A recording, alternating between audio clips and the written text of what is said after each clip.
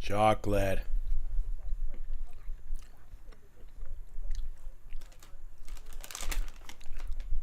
Got dark chocolate covered peanuts. They are delicious.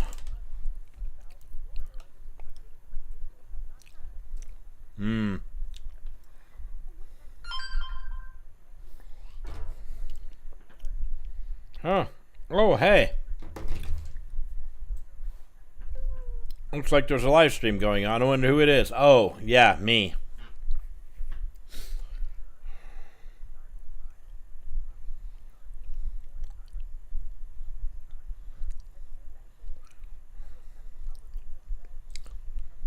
I stress I can't listen to a political podcast and have the stream at all live because I'm going to say shit. Because I have got shit in my head. Let the politics out a little bit, but yeah, I don't want to get too politicky here. Because that is not what we are all about here. I don't think I'm going to change my mind when it comes close to November. I don't want the Red Shirt Geeks to become a partisan fighting pit. So, let's get me some music up. I'm gonna go to Twitch, bitch. Sound stripper music.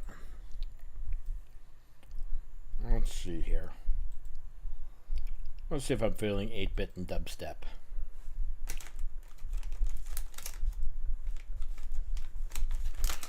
Nope.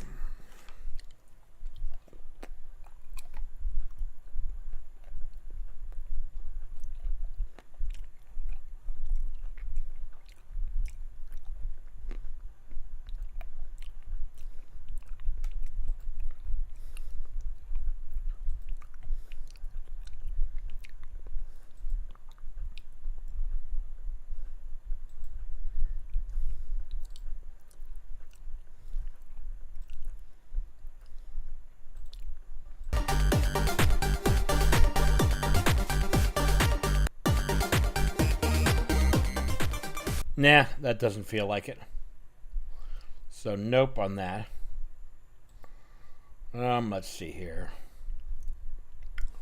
Stuff I don't have to pay money for. Should we go ambient?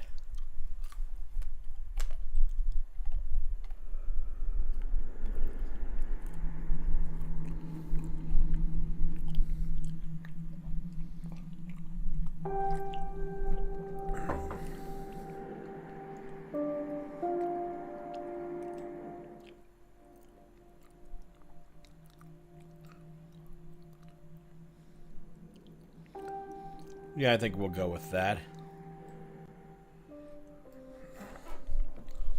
Turn down my ears. I may ditch the headphones, but I don't know. Either way, let's roll the stream. Here we go.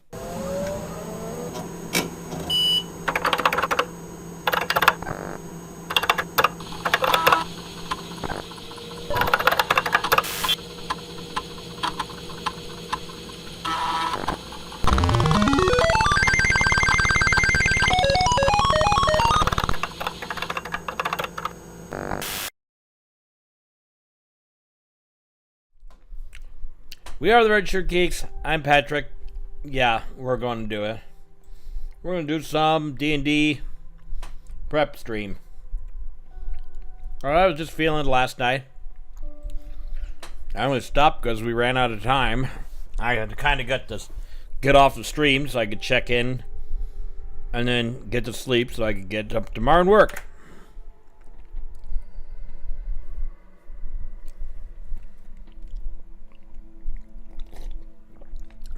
So, let's get to this.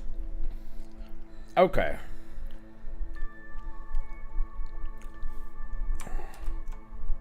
So, when last we left our land...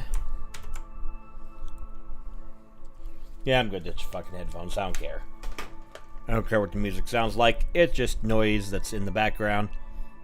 So that I'm not completely dead-aired. Okay. So, the Golden Plateau... Probably should have pulled up the actual map.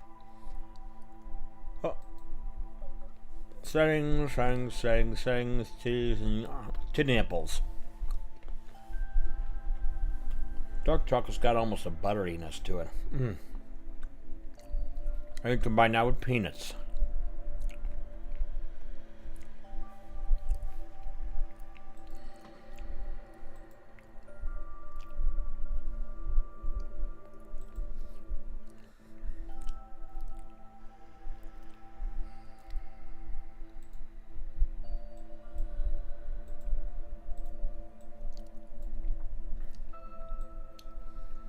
But there we go. There's our land. Last night we got this tower figured out. We built a little bit on Mardminia. We still got the ancient tower, the ruins, the cave of madness that I have. And I came up with some random stuff. So let's look at what we got here.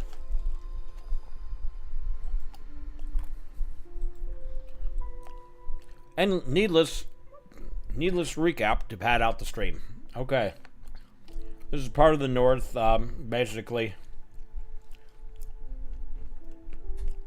overseen by the Fortress of Doltantis, which is pretty cool.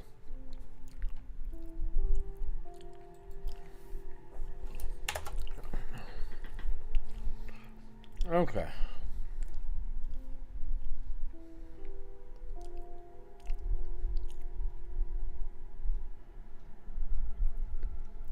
Hold on.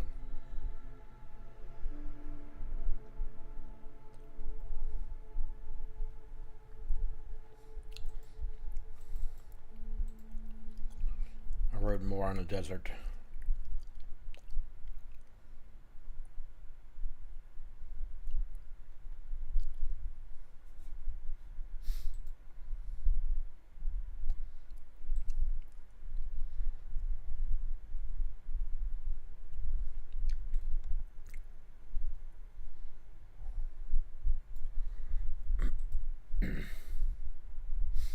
Okay.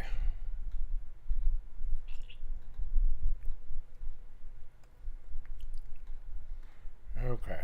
Hold on, I'm going to shrink this down so I can move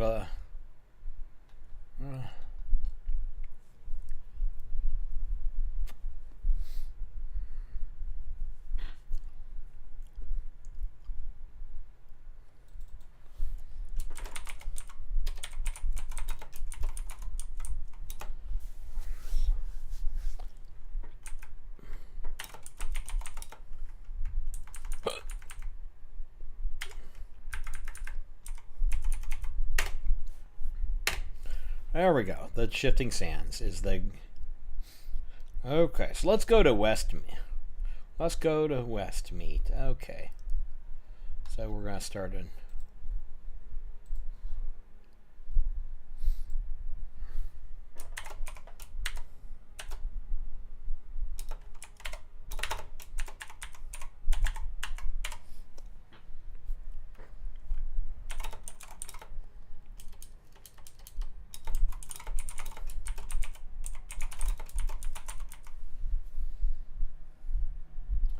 Okay, so we're going to get Westmead and the shifting sands built. Okay.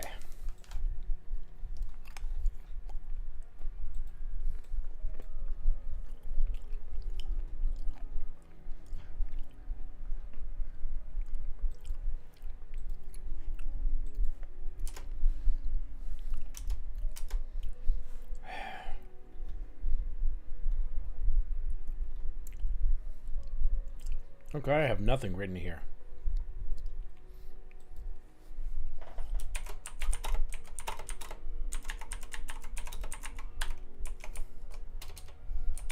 Okay, I'm going to need to do something that sucks. I'm going to have to go grab something from my bag downstairs. It will take me approximately a minute or two. So I will be back in a moment. Oh, we're running down the stairs. Running downstairs. Dream is alive. Running downstairs. Running down the stairs. Running down the motherfucking stairs.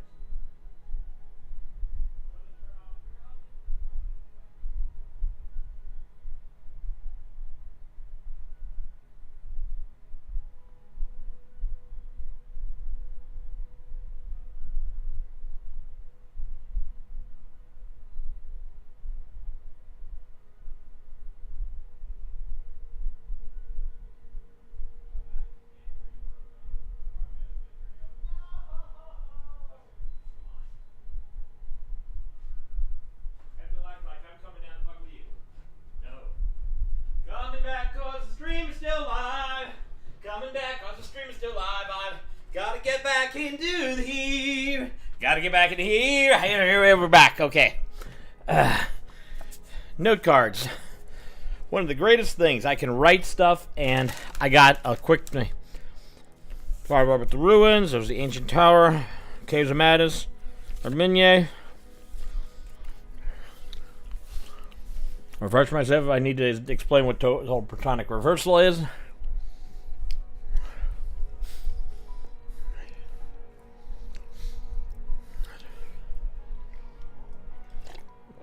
Sometimes you gotta sometimes you gotta reference total protonic reversal.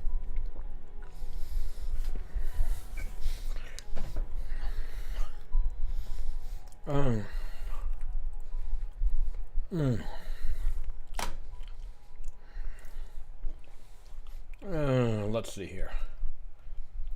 All right.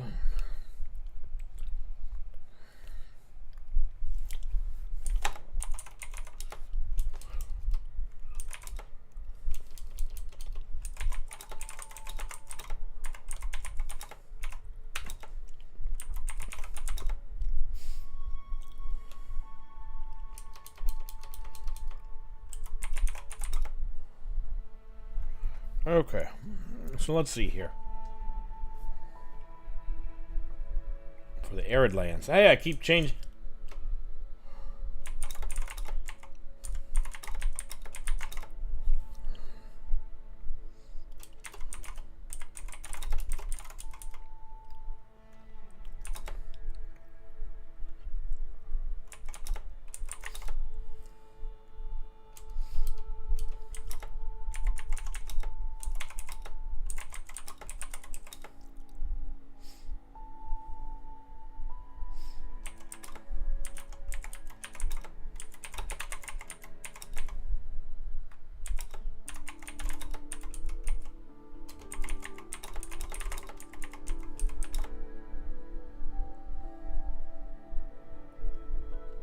There's where I got shifting sands.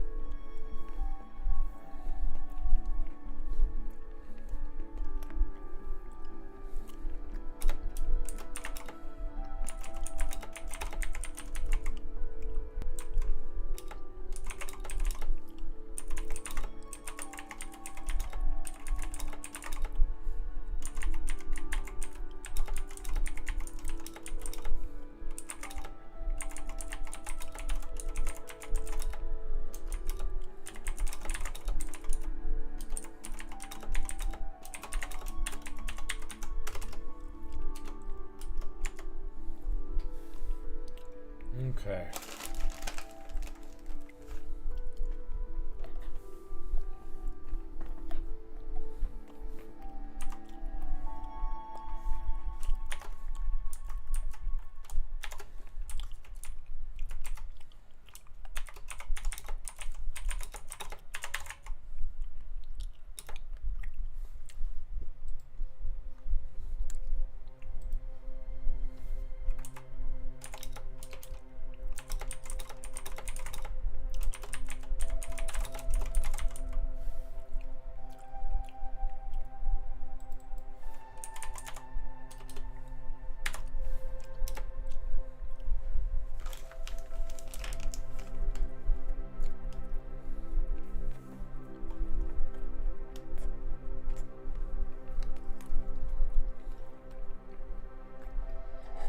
Oh, that's so good.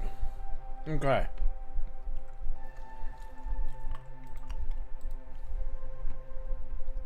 Copy my link.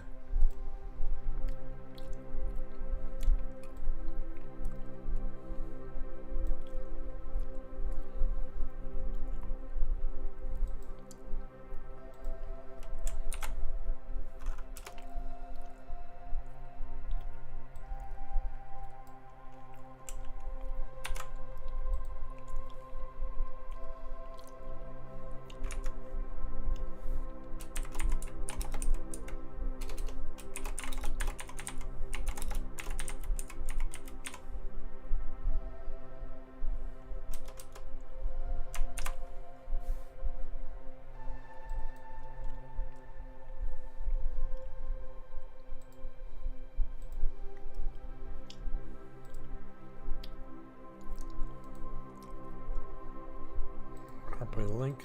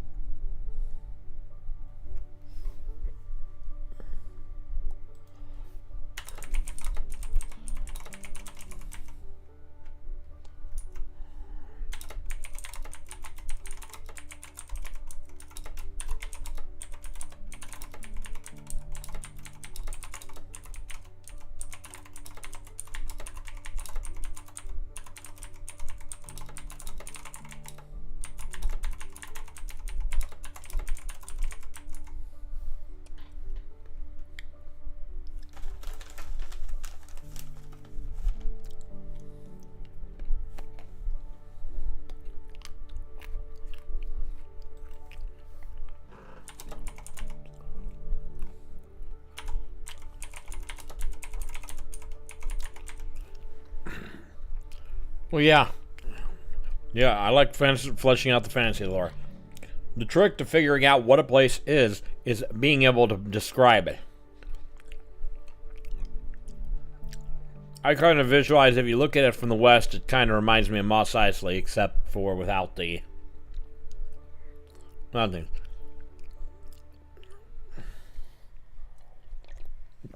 Except without all the Star Wars shit.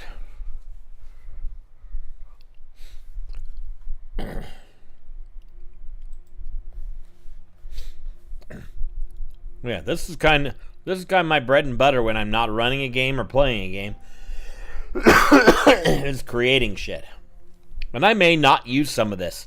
I created for the Saturday game, I created an entire town, and they visited like 2 places.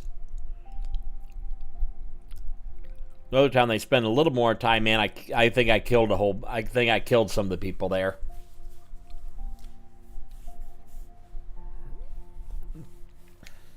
Because the Order's basically coming in and getting a little genocide-y. You know, just kill off entire populations. Any obvious non-human. Yeah. I'd like to write for publishing, but yeah, I kind of get...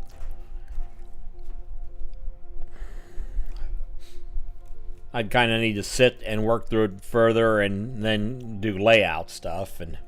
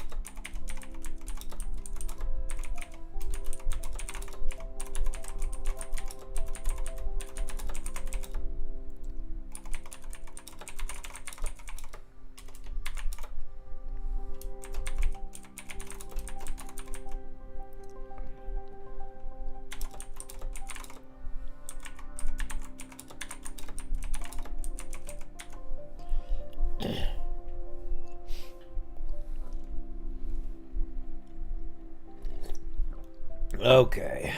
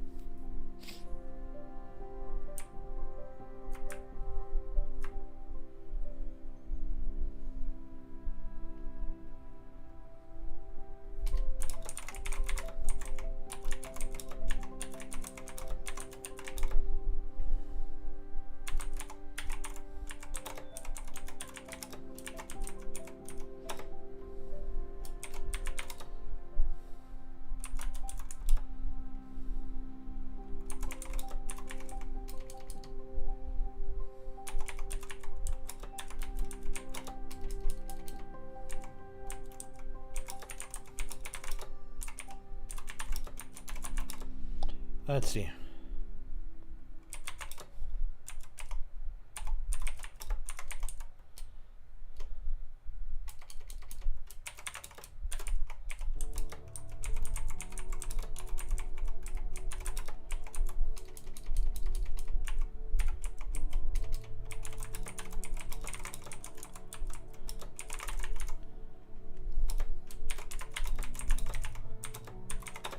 Okay, so let's see here. We need to figure out what time to create.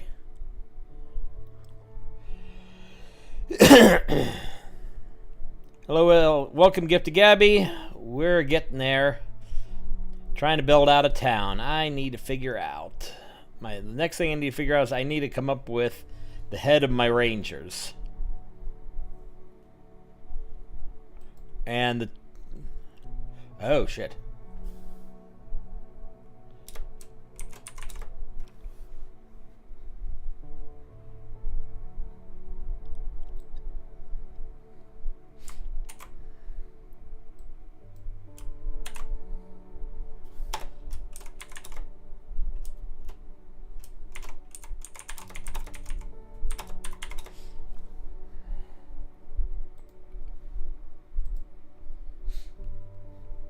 Okay, I need to figure out. Let's get that and 5e. Go to the basic rules. No, we need to go to...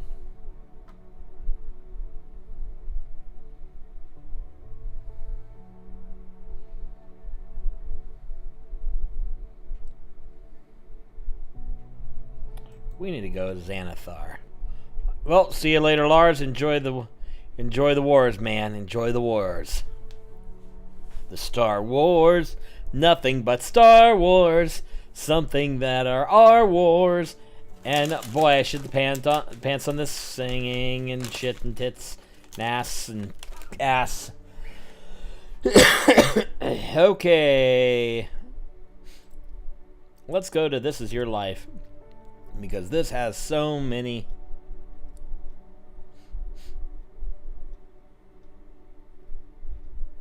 Some tables. Cars, class. Okay. So we're going to spin. Oh yeah, I'm not. Oh yeah, we're going to spin this. Because I've got because I've got something in this box that I will not show that I'm sending to Lars. I cannot show it on screen. But suffice it to say, it is quite cool. So let's do some spinning here. 29. No, oh, I didn't. I wanted Rachel, not class. 29. Human.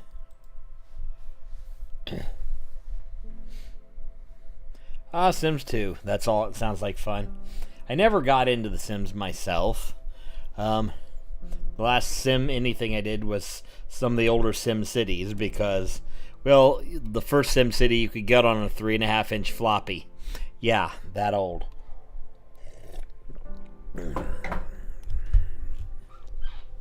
I don't think I really got into Sims because you couldn't do anything insane with them, like turn into a serial killer or arsonist or set fire to the town that easy. I mean, yeah. Hold on a second. Things are sticking here. Okay, so we got another stupid human. Okay, so we need a human name. Let's see here. Other names. Let's do human species names. That does not sound good. Pop culture. Let's go Dungeons and or Dragons. Human names. Let's see what we can find.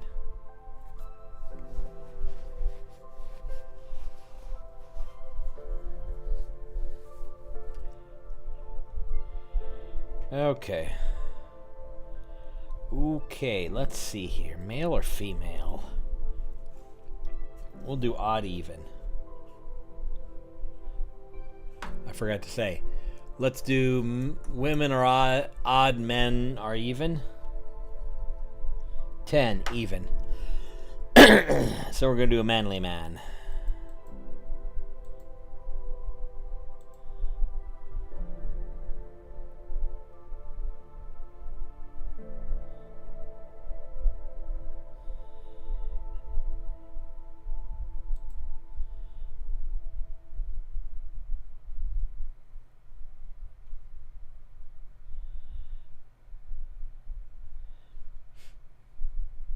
Yeah. Just never gotten back into playing some of the Sim Cities or anything like that. Even when I try, I just kind of, I just can't get into it. It's not like almost like I don't have enough time to just spend and dick around for hours. I think that's called getting old. Okay.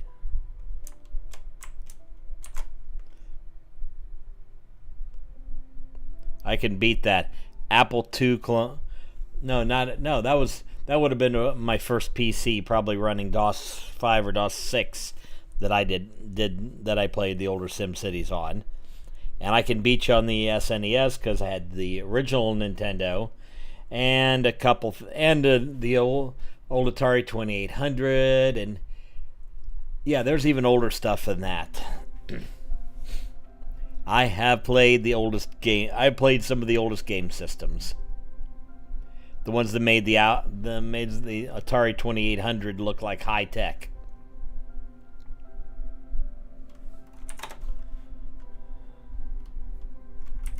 Okay. Give him pronouns because then we know what we're dealing with.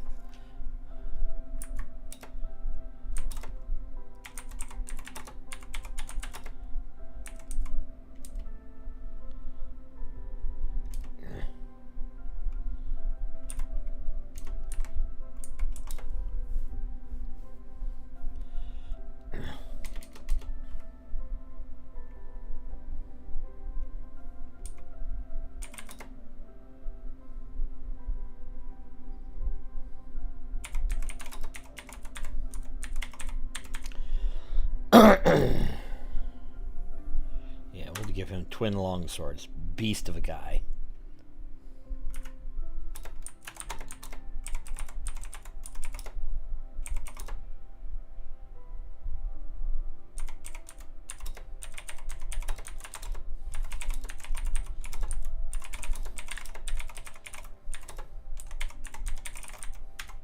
Okay.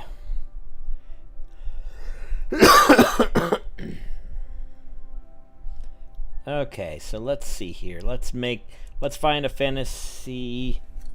Anything less than 4 we skip. Oh, we got 4. 40.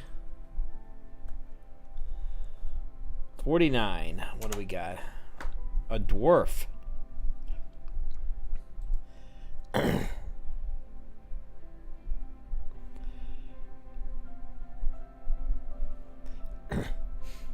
Yeah, but once they got to yard sales, by that time they were already in bad shape where you had to blow in the cartridges to make them work.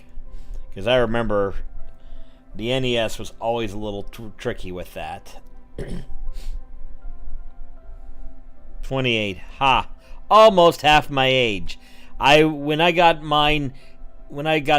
got our first NES, it was a new console. That was like 87, 88. I would have been I'd have been 12, 13, 14 years old. Cause 5-0. I'm the old man of my gaming groups, but that's fine. Not everybody. I've been working with computers over 40 years. The beginning of it, of course, just dicking around as a kid.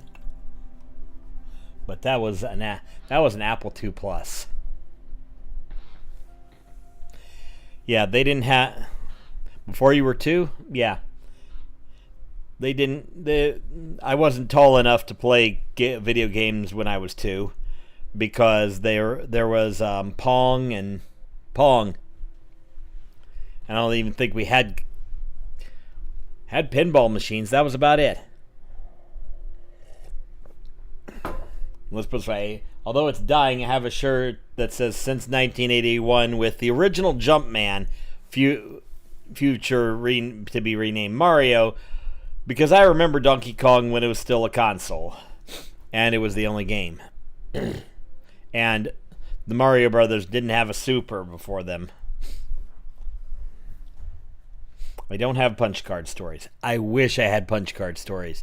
I do tech support, so occasionally I get people that are doing punch card stories, and it's like that is my jam. If somebody can tell me punch card stories. If you're not familiar with punch cards, watch anything NASA era from the Apollo era from NASA. Yeah.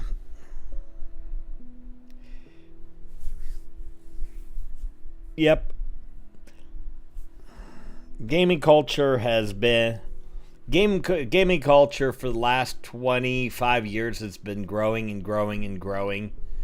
I was the first generation to grow up with video games start appearing. You're like the second generation, where video games have always been there. But the internet's older than you, so remember, that's important. Yeah, hold on. 24, 25, 26. Yeah.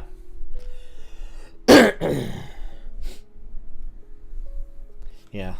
I was in college before the internet really became a thing. Damn, I feel old now. Thanks. Now I feel... Yeah, my computer... I would be playing Baldur's Gate 3 right now if my computer could handle it. My computer can't handle it. I just recently finally got an upgrade on the video card so I can run some things I wasn't able to before. So, okay, let me get back to this. We need dwarf names. Pop culture. Let's do Dungeons and or Dragons, and let's do dwarf.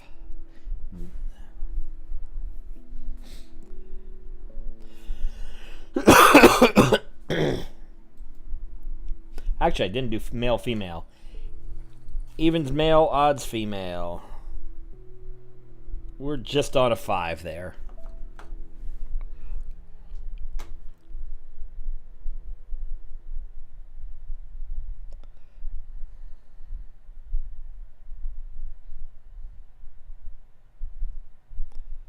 That's cool. Let me think here. Yeah, my family's not. I'm the blackest of the black sheeps. Then there's another one that's a little bit weird, but she's weird in different ways. And then there's my other sister, who is the drinker and the one that got in trouble the most and the most successful. Yeah. Anyway, let's see here. I'm looking. We're doing female. How thick is her beard?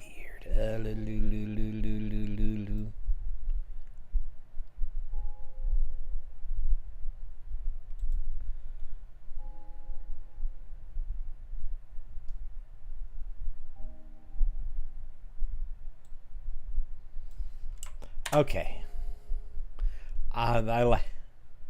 Okay, I got a name for her. And by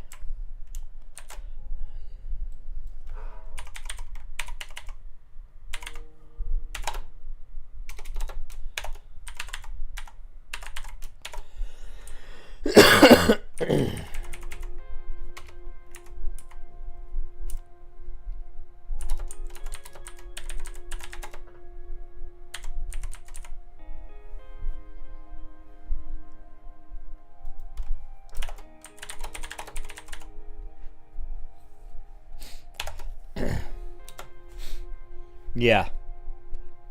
Yeah, nobody in my family plays D&D. I'm the only one.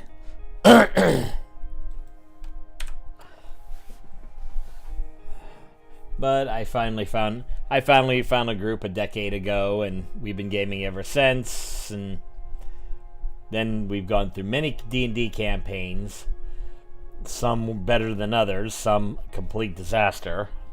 and a few other games, mostly stuff I ran that wasn't D&D.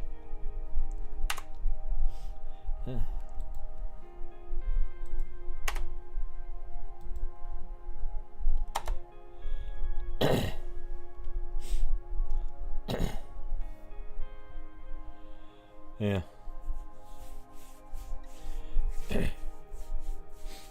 Yeah. Neither of my sisters would go to a convention with me, and my dad's too dead to go to a convention, and wouldn't anyway. I don't fit with anybody in my family, but that's awesome.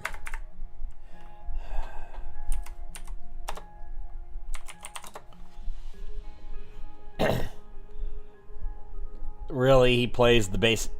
Please tell me he doesn't also happen to play Champion Human Fighter too, because that's the most basic bitch of classes. I don't think I've ever. Actually, I've played one Human Fighter, but that was Malik, and he was specifically a counterpoint, and that was because I was playing two characters, and his cousin Embeth was a scribe wizard. But Malik, I built Polar Master, added Sentinel, and he was a what is it? And Battle Master with Polearm Master and Sentinel. Oh yeah, if he played AD&D. like this era of the AD&D. This isn't my book originally. I bought it at a garage sale for fun. Side note: if you've ever tried reading through this is the most nightmarish book to read in the universe. Because credit where credit's due, Gary Gygax gave us what?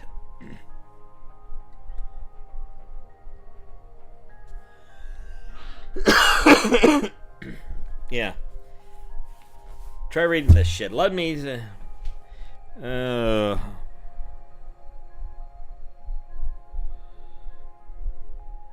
Yeesh. Yeah, I'm not even gonna read it. Gygaxian language hurts my ass.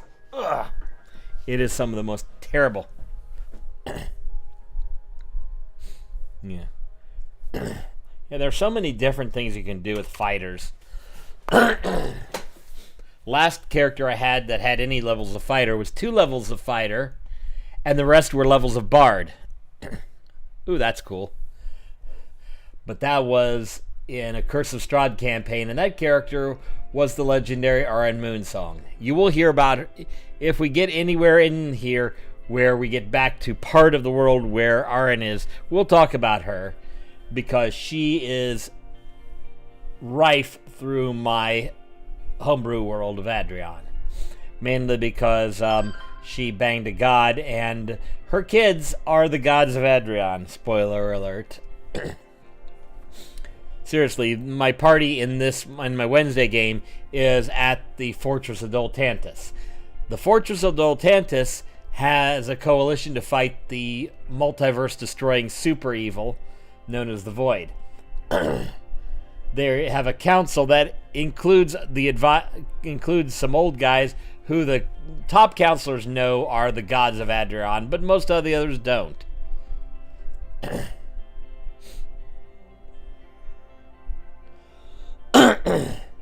I don't know if anything's worse than reading the original AD&D anything, because Gary Gygax wrote it. But here's the thing. The books don't mean shit. The books don't make the game. Yeah. I've never dug into the 4E DMG, or 4E for that matter, much. Never played it. Would like to play a 4E game at some point, just because I borrow bits and pieces from 4E that work really nice. I started adopting minion rules pretty quickly because it meant my players could just kill things. And that was before MCDM dropped their minion rules. And the glory that is flee mortals. Yeah, the DMG is probably the least important book of the D&D books.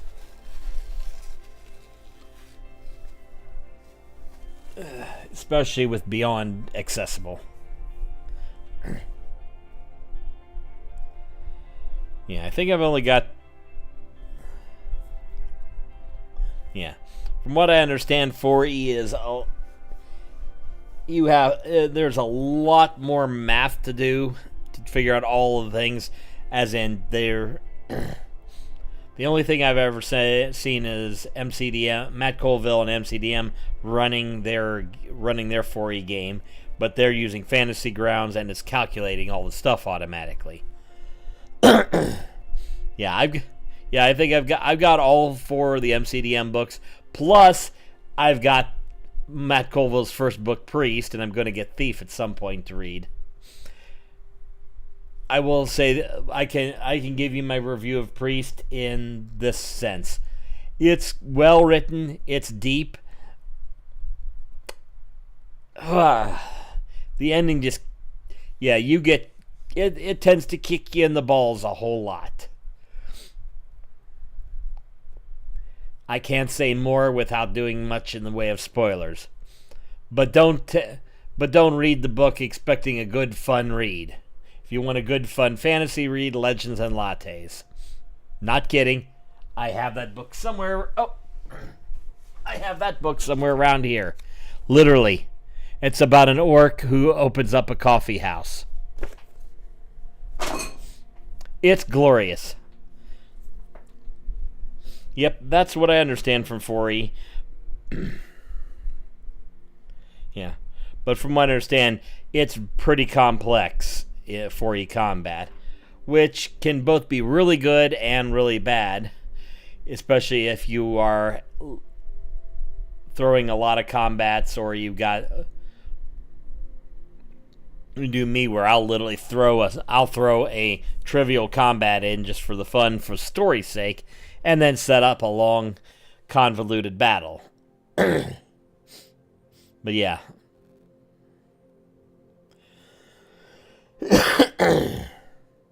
That's the thing. I'm technically prepping this for 5E, but most of what I prep, except for, let's see here, except for, like here, I just have almost everybody plays 5E because it's fairly easy to put together and run. And everybody has the system at this point. Also, there are way too many people that, from what I understand, because I kind of missed the 4E hate fest. Basically, everybody liked most everybody liked 3.5. Ooh, Keep on the Borderlands. I've played that in Dungeons & Dragons Online. That was kind of fun. But yeah, the whole idea of the whole problem with 4E is that it was the first time that Wizards of the Coast decided, this whole OGL thing didn't work, so they were going to leave 3.5 in OGL, and then they came up with some stupid license for 4E. Plus, they redesigned 4E, and it didn't feel like the D&D everybody played before. And because World of Warcraft was popular, everybody thought, oh, yay, it's Dungeons & Dragons is trying to be a video game. I just know way too many people that just hate 4E. Primarily because it's 4E. So, okay.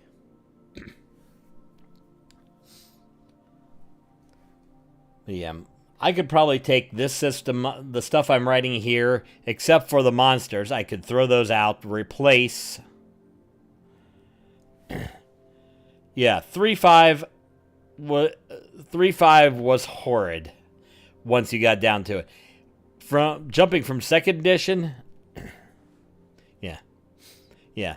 Like I said, this was with 4E, that was the perception, as they were trying to do World of D&D, basically.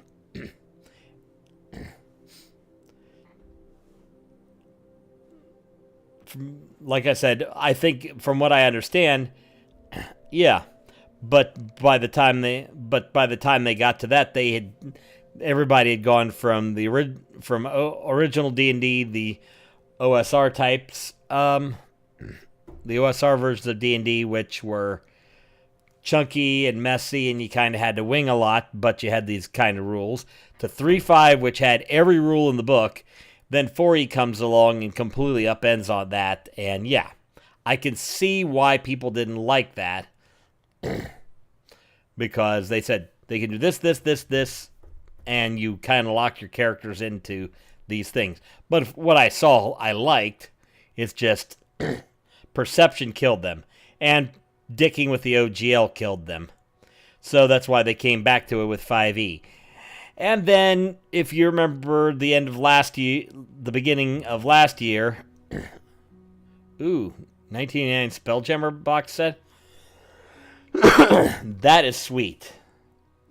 God, one of my gaming buddies was big and has complete second edition Planescape, and he tried running that, and it kind of went bad because his storytelling was not great. For that, we were using Castles and Crusades, which is a retro clone of second edition. At least that's where it started. But yeah, the whole backstory there is just kind of all over the map. But yeah,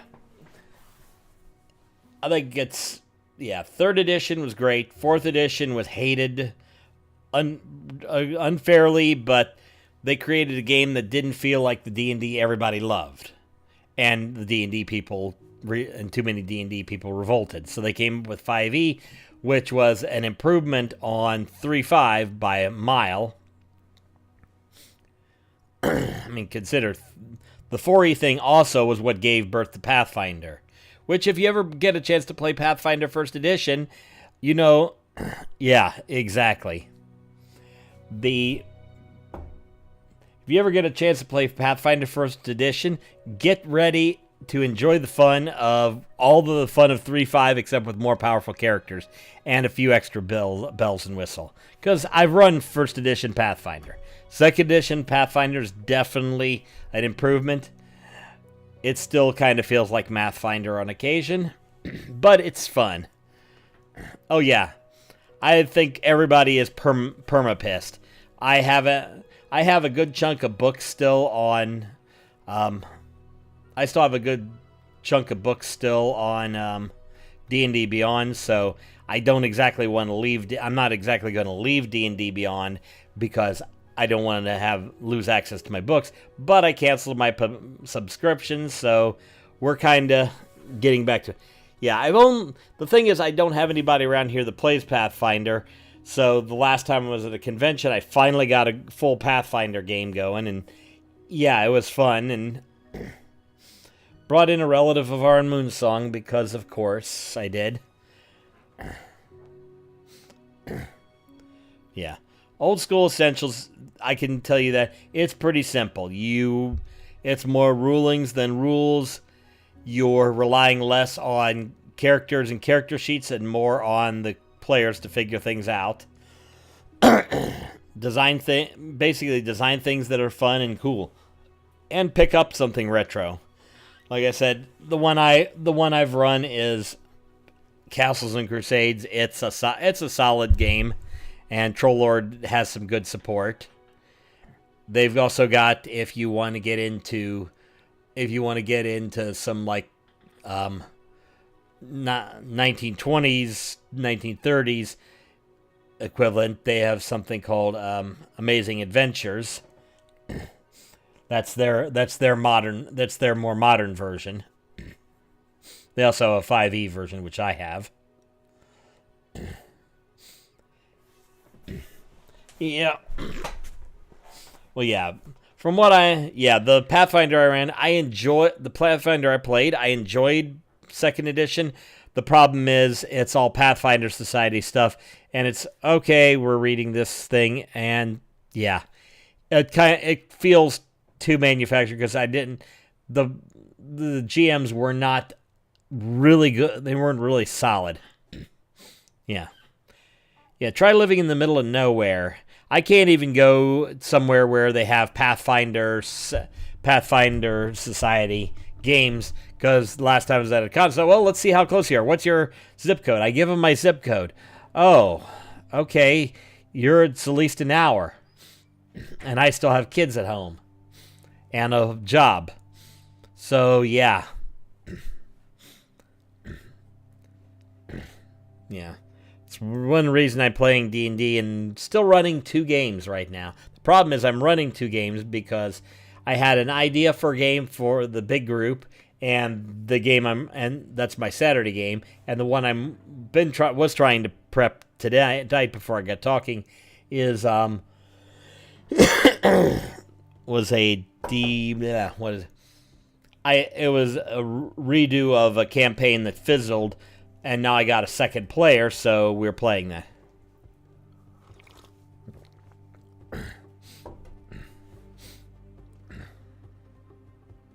Ugh, yeah, that sucks.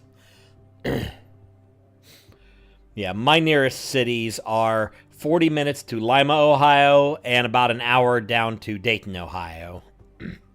Not too far off the 75 corridor. Where roughly in the world are you?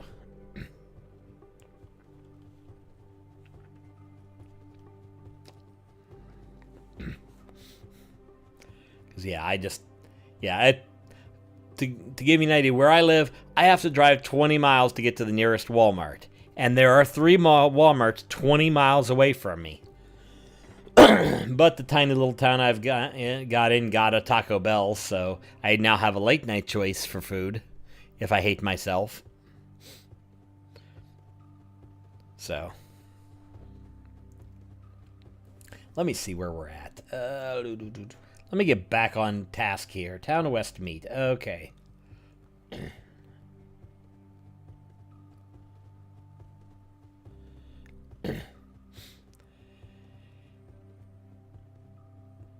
Yeah, I don't... Yeah, fair enough. Yeah, paying for gas kind of sucks. It's the reason I'd have the smallest possible car, and at least one of my one of the games...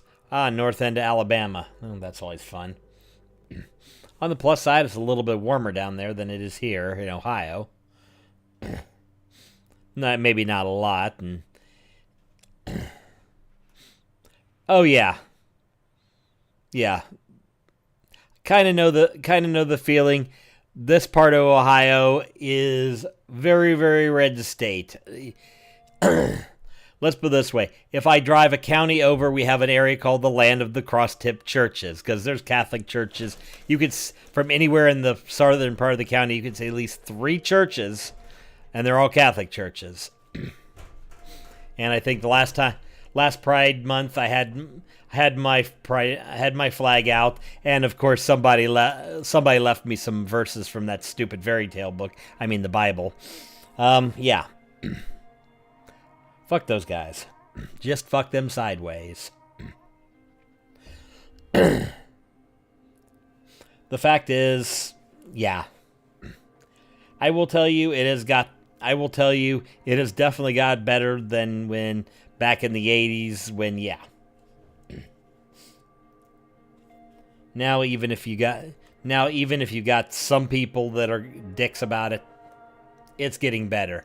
I mean, we got the local coffee shop, and I'm in a very small town, but one of the owners of the coffee shop, the one that works there most, is very visibly queer. She runs it. She's got a wife, and nobody says a damn thing because she's a respected part of the community. So it is possible, even in very red state area, to manage. So just remember that.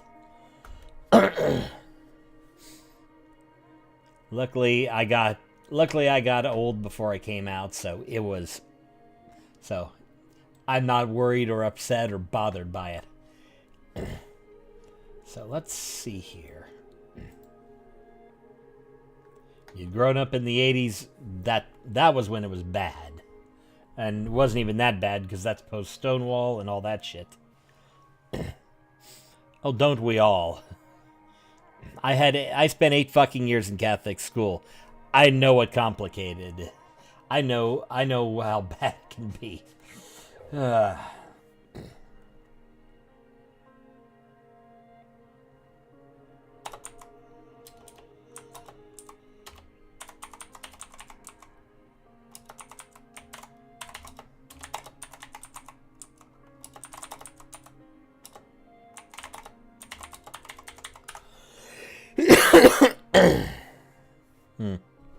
Yeah. Yeah, I've gone a little step past than that. I kind of got rid of the whole higher power part, because when it's demonstrated to me, then I'll start believing that kind of thing. But if you've gotten away from the bad stuff that faith has, then that's for the best. The most important is to live a good life, the best life you can manage for yourself. That's all I can say and recommend. Let's see here. Yeah. Gwendryn Goldtooth, an apple dwarf with a braided rainbow beard and an eye for gold. I like her. Yeah, don't get me started on the Christians. In college, I was a Catholic. I stopped calling myself a Christian in college, and I was a Catholic until into almost my 40s, maybe late 30s, early 40s. I forget exactly. Although I was kind of easing out over the whole time, and then I finally went full on atheist in the last few years. It is what it is. Let's see here. Okay.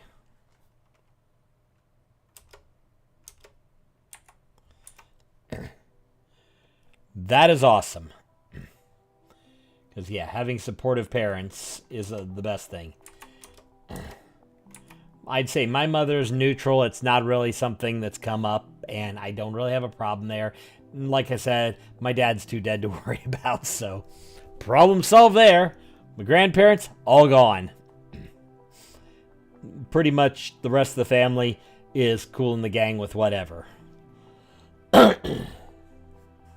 yeah, having a good family is the most important part of being anything other than cishet in this world.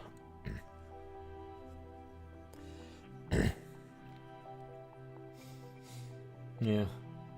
Well, the important thing, like I said, I can't be the best. Yeah, I can't give you a whole lot of advice because my family all kind of just stopped worrying about it all more or less altogether. If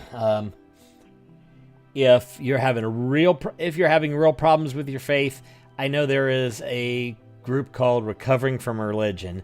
The atheists, atheist shows I watch, they tend to recommend that group. Might help you a little bit better if you're pulling completely out of faith or getting there. Yeah. Because, yeah, I can tell you in my journey, I was Catholic, then I was lapsed Catholic, then I don't really believe this anymore, then I switched to deism, because that still, there is a God, but I'm not going to define that God. And then finally it's like, I got enough evidence, it's like, yeah, I can't continue to believe this. I don't have any reason. And then I started questioning all the other little things that I kind of believed in. And I've been starting to debunk more stuff. So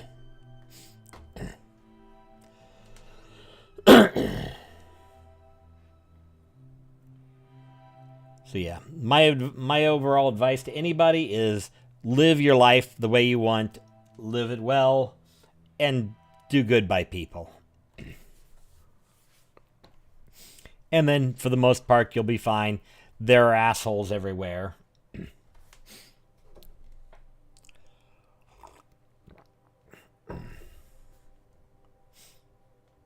So, let's see here.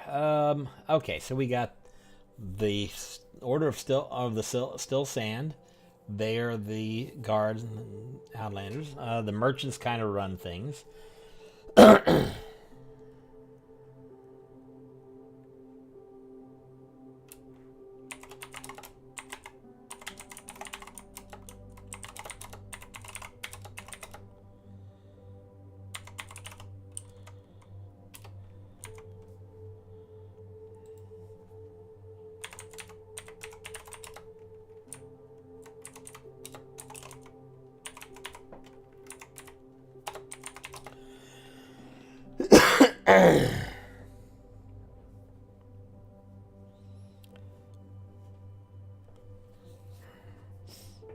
Yeah. Yeah. Yeah, I don't know your level of functionality with autism, but yeah, the fact that you're carrying on a conversation, I'd say you're in the higher functioning and can mostly function in the world. Because trust me, I know a few autistic people. Like my son is pretty solid on the spectrum, not the most communicative, and has some serious issues. Trying to get him moved out to a group home because I think it's more harm than having him here than it is. And I'm pretty...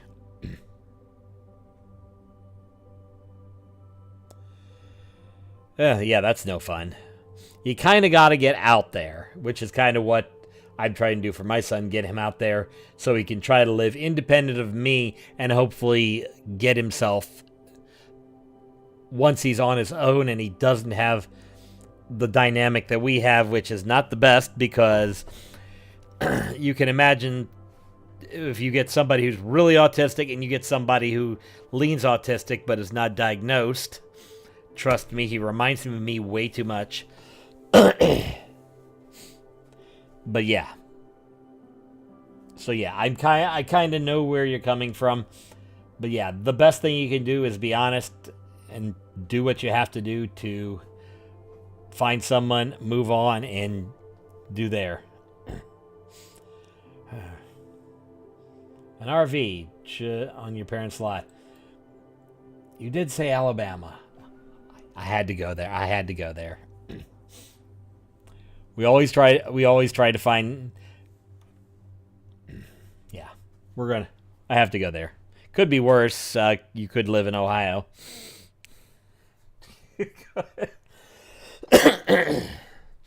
Lars, who was in the chat earlier, the other half of the Red Shirt Geeks, moved to L.A. just to get as far the hell away from Ohio as he could. Also, he wanted to kind of get into doing movies because he's a cinematographer. That hasn't worked out well. He's doing tech stuff like I am because it's what we do. We can do that in our sleep. Yeah, I'm not sure which thing you're booing because I got a cheap... Because, yeah, I can cheap shot every state for some reason. At least I didn't start singing a certain song that starts Sweet Home. Anyway.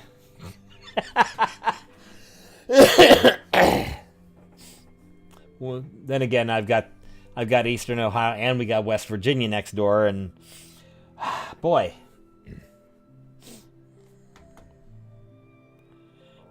Okay. Yep, I got RV. Yeah.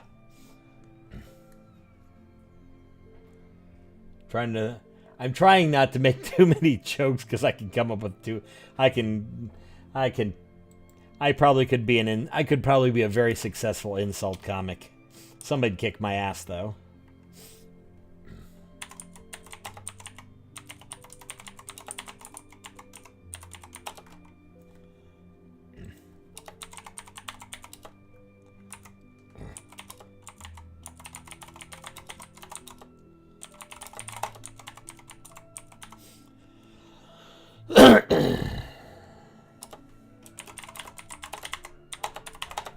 Let's go to Fantasy Name Generator. Time to find me a halfling. Halflings. Which reminds me of another halflings I have in this game. I have I have one of my old halfling characters I brought into this game, into my Wednesday game, which is Primrose Aranith Underhill. She's a wizard druid multi-class. She was born originally in Castles and Crusades, and yeah, she only died once. She got better. Let's see here.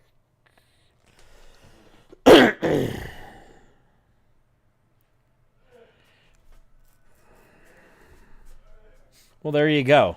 The important thing is if you got things that you could remember, your family members who are gone. That's the most important thing. I've got a few coffee mugs that sit down in my kitchen from my grandmother. It's about all that's left and survived from that. Then I got other things that my dad gave me, and those have special places, even though some of them are super generic. Because unfortunately, sometimes he'd just go and get those multi-pack. He'd get those Christmas packs with just like coffee cups or something. So I got these orange Field and Stream big mugs. I was like, I'm keeping those. Send them by the granny cups. Let's see if I got anything else from him. There's a sake box that he got from one of the Japanese companies moved into town like 25 years ago. No, it's got to be at least 30. Hold on. Yeah, it's over like 30, 35 years ago. He got that, gave it to me, and I've kept that ever since. Let's see here. What else? I got way too many old things. But yeah, I kind of just collect things like that. My grandfather and my father both were military. So from my grandfather's funeral, I have a shell casing from the volleys in my car. And my dad's, I forget if I still have them here somewhere. I keep those.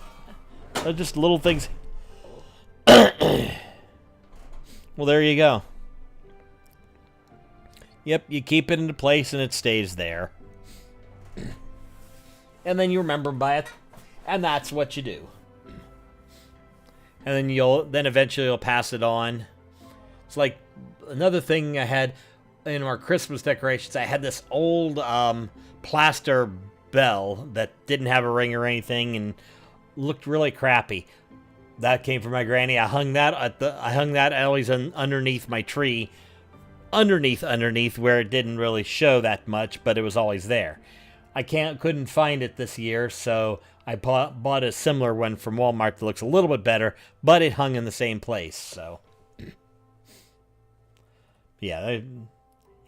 The best thing to do is just keep those things that you have from your family and that from past family, and that's how you remember them. At least that's how I do it.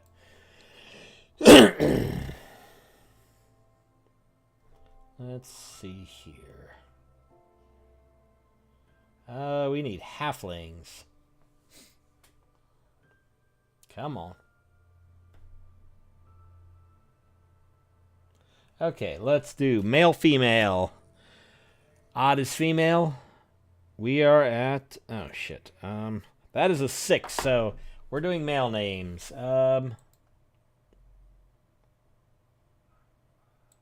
Looking for a good name.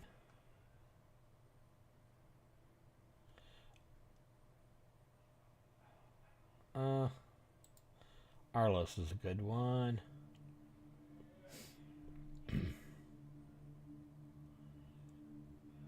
We're going to keep Arlos.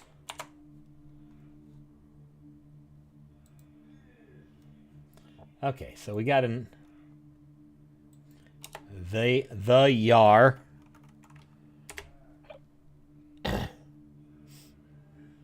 Yep.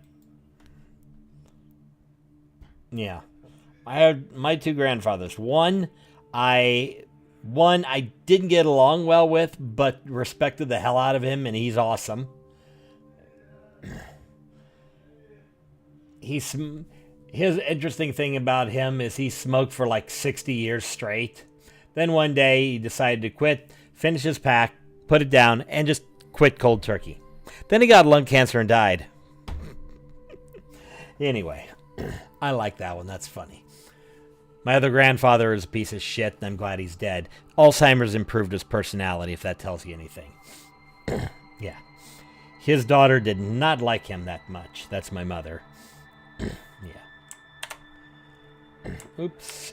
Control-Shift-V so that we are going to... Yep.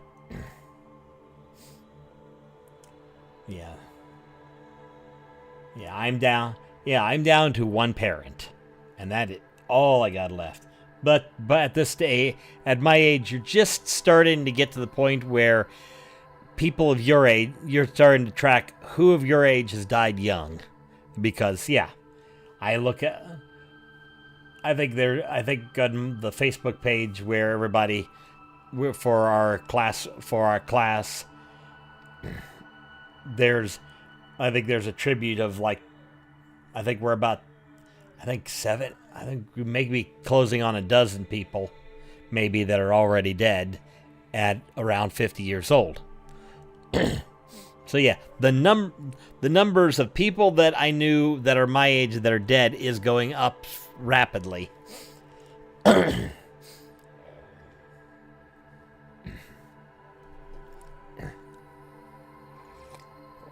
Yeah. Yeah, I was lucky. A lot of mine hung on longer than I expected. My grandmother, the one I was close to, my dad's mother, she lived till about 2000. Yeah, it was 2002. I remember because a couple things. Yeah, it was early 2002 because because I moved in with her for the last year of life. I figured my youth and energy at the time extended her life a year, but dealing with my shit reduced it a year, so it was a wash. I remember she's the one who woke me up at like 8:45 on Tuesday, September 11th, 2001, and told me to turn on the news. Yeah. Yeah, I think I lost my first grandparent in college. That was my dad's dad, the one with the lung cancer. My mom's mother was the last to go. That was, I want to say, maybe 10 years ago. And so far, she's had 3 of her 4 siblings are dead now. The most recent one was her oldest sister. She got the cancer. Another one her oldest brother got the cancer, and then the middle sister, that was back in the 90s. She walked in an airplane propeller. There's some but that side of the family was a mess. Then there was, and my grandmother, my one grandma, the one I lived with, she used to be nagging a lot. She kept nagging us that if we go outside without coats or it was cold, we'd get death and pneumonia. Guess what she died of? Anyway. Yeah. Yeah, it's a toss-up who meets who. I don't think my grandparents, obviously none of my father and none of my grandparents ever got to see me get married. At least one of them missed my one sister getting married. Everybody else missed my other sister getting married because she didn't invite anybody and it was like on a Tuesday afternoon in her backyard.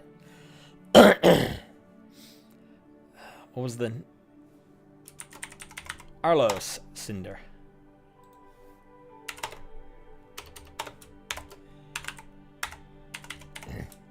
Yeah. A side note, I got into using the pronouns, putting pronouns for characters, mainly because I wanted to use, mainly because, 1, it annoys a couple people in the game group are the really Christian variety. 2, it's a good, quick way to identify how the character identifies themselves without having, so that I can quickly glance, because I don't know all my characters off the top of my head, but I look at Gwendolyn Goldtooth, she, her. Okay, she's an affable dwarf. She's got a braided rainbow beard and an eye for gold. Boom. Allows me very quickly to determine a character.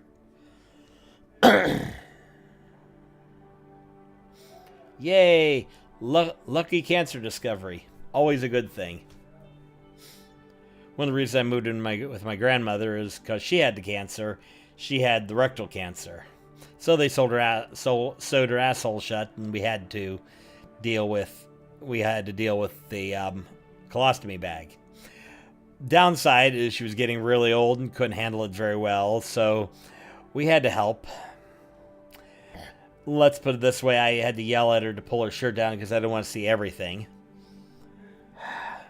But it's what you do when you have people that need help. You do what you gotta do.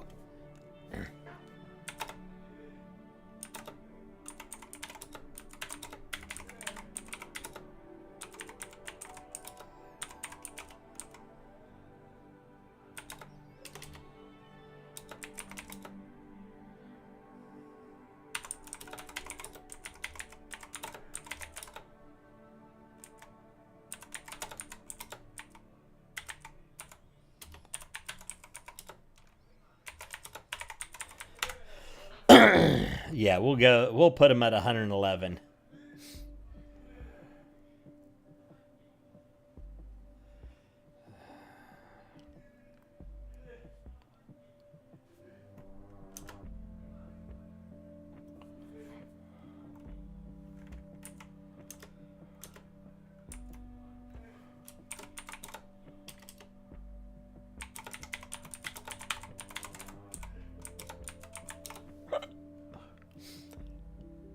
You know, it'd be really cool with a golf ball sized tumor. You take it and have it put. You get one of the old D100s. You know, the ones that. And I remember this back from high school. There was old D100s that were basically glued together and had beads in the bottom to basically give them weight. You split one of those. Harden the tumor up. Put it in the D20 and seal it in there. Then you have a tumor D20. That's it. A golf ball sized tumor D100.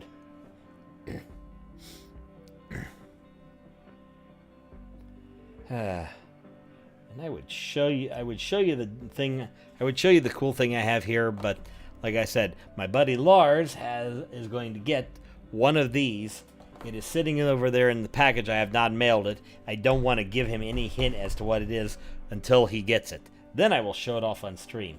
But it is really cool. It is dice related.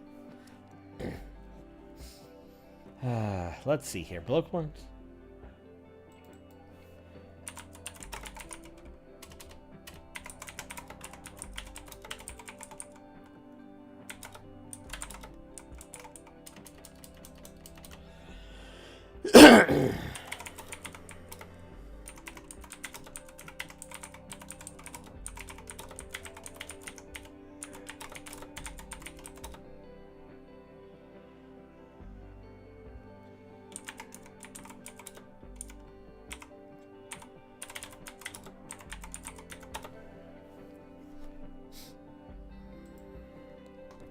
Let's see here. Let's find... Yeah. I'm not a big fan of the digital dice. I still like... My current thing is metal, although I'd like to eventually find a good set of gemstone dice. Those would be really cool. But I haven't been able to justify the price.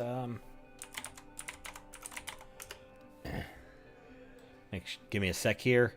Let me show you the ones I just got. I will show you the current. Ooh, Tomorrow by 9.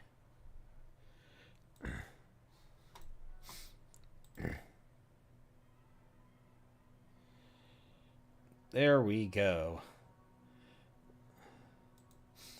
I kind of dropped dime on these. This is for... Oh yeah, this is mainly for my. This is mainly because I've got my druid character Eliara. No, not druid. Why did I say druid? Oh, monk character Eliara. I'm going to use those mainly as her dice. Because, yeah, I like them. I got varying colors, but I kind of like, those kind of just caught my... We all... Yes. By the way, Gabby, that's why I haven't shown what's in this box, because that guy's here. Ooh, digital blood splatter sounds are also always cool.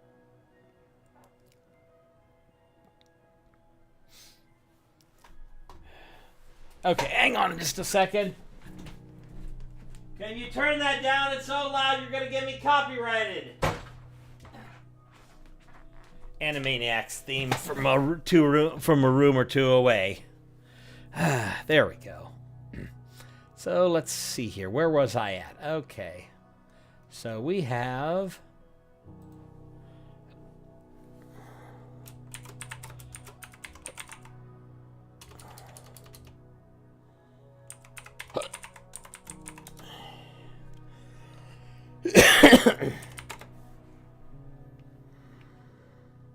Let's see here. We need to figure out...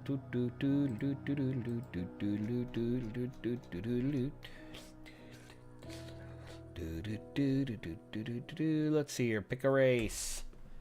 We skipped... Hold on.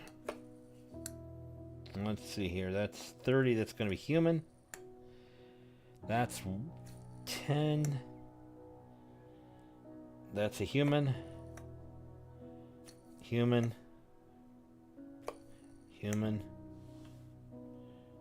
That's 50. 50 or 59.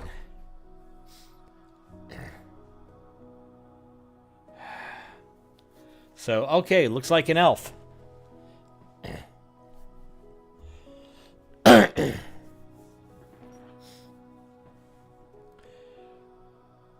What's the build?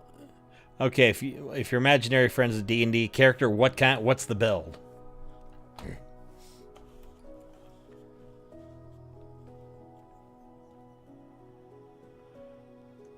Because I'm curious what your build is.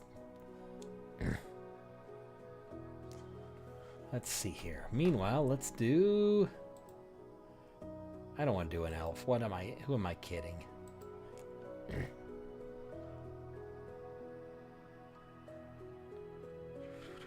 Let's see here. Hang on, we're going to go to... Okay, hold on. Let's go to... Up to... Game rules. Game rules. Come on.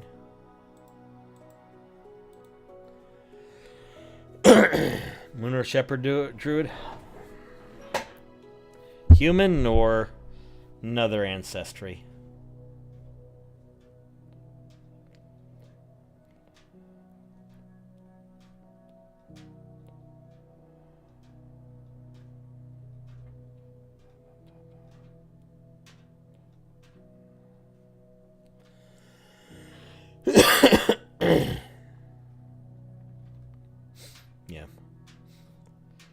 Yeah, Lars, remember your... I remember that druid. And now you're playing another druid. What your obsession with the doodads is, I don't know. Let's see here.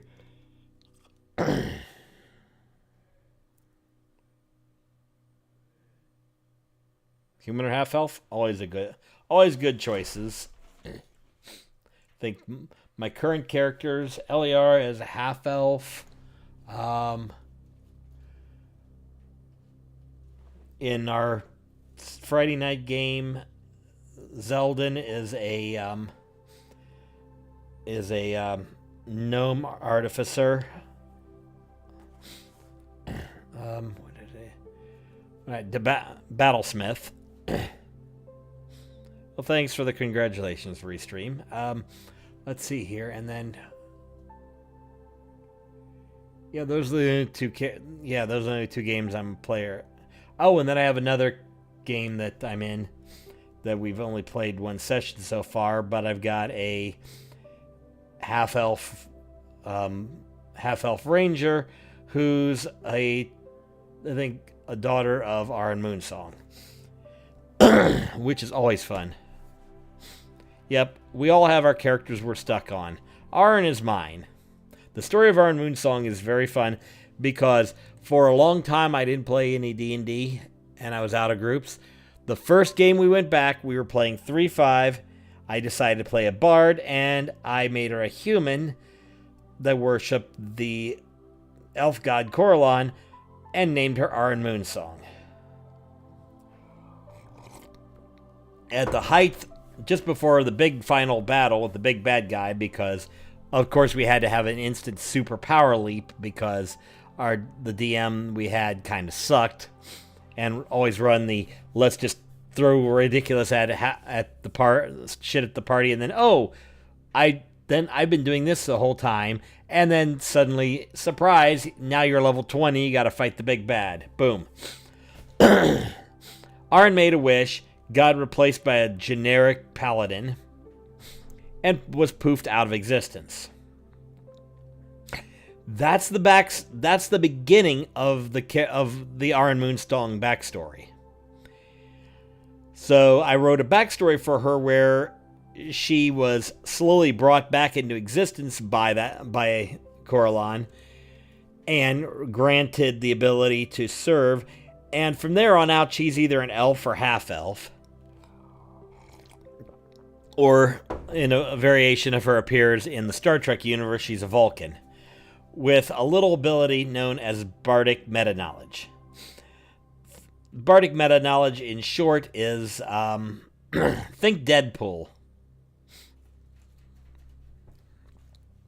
But yeah, I've played Aran, I've played in at least 3 campaigns.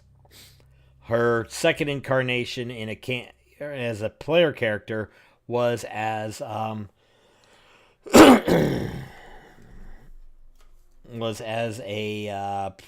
did she do? Oh yeah, favored soul in 3-5, which favored soul in 3-5 is like a cleric, except they're basically they're the equivalent to the sorcerer. They're the divine equivalent to a sorcerer, whereas a cleric whereas a cleric would be related to a wizard, the favored soul is related to a sorcerer. Same spell progression build that they have. If you ever want to dig into the 3-5 stuff, it's a mess. But let's do an Earth Genasi. Yes. Okay, so we're going to go here.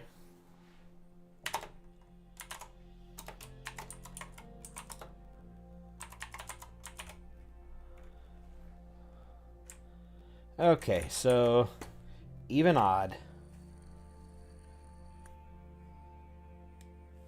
That's on the line.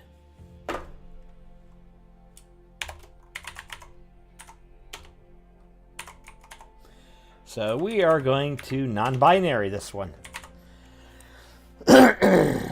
So let's see if we can find Earth Genasi. Dungeon.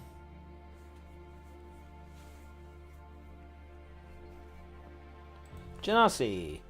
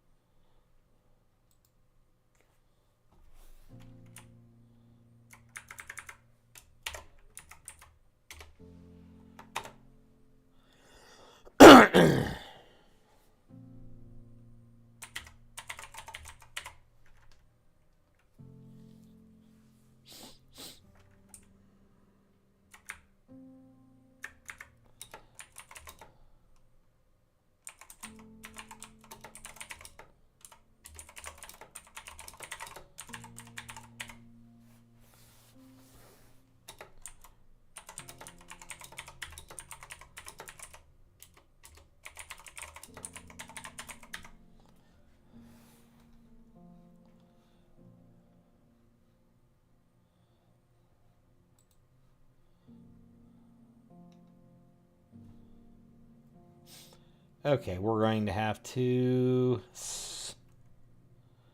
Let's see here.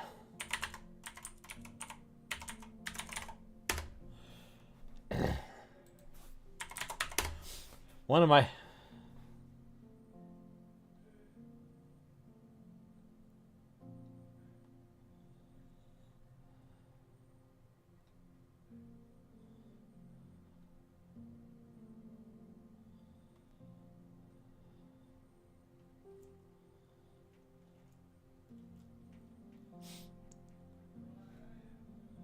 Okay, hold on. I got another idea.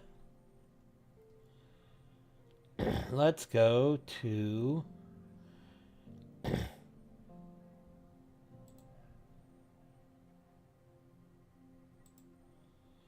Going to Delvish Translator.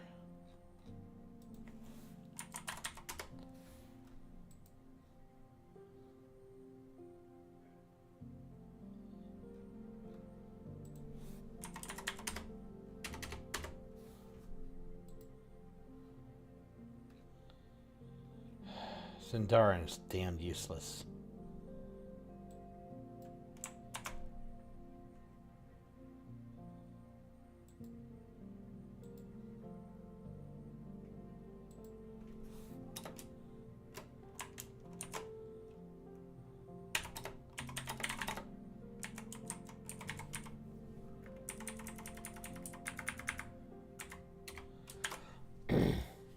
Yeah. Back to my characters. Yeah, Arin is definitely my favorite. I've played her in the I played the most versions of her. The fun thing with Bardic meta knowledge is she hates 3/5 bards. Specifically 3/5, the 3/5 class. Because she's aware she's in a game. Occasionally she argues with me. Which is fun when I start role-playing that. As the DM, I start role-playing NPC Arin Moonsong arguing with me, the DM.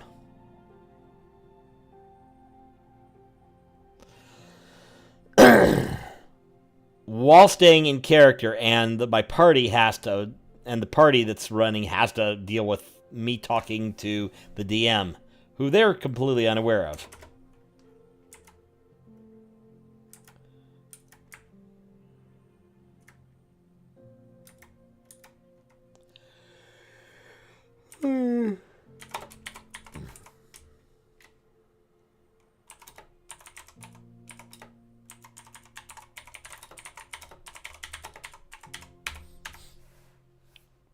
Okay, so let's see here. We got merchants.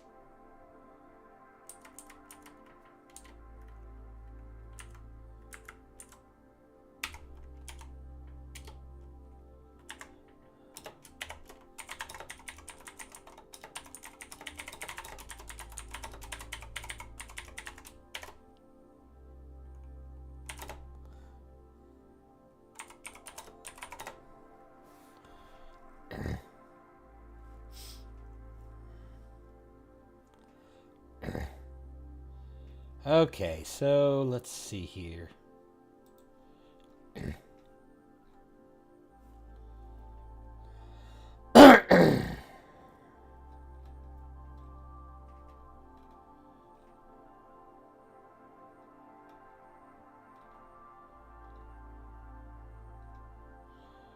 Okay.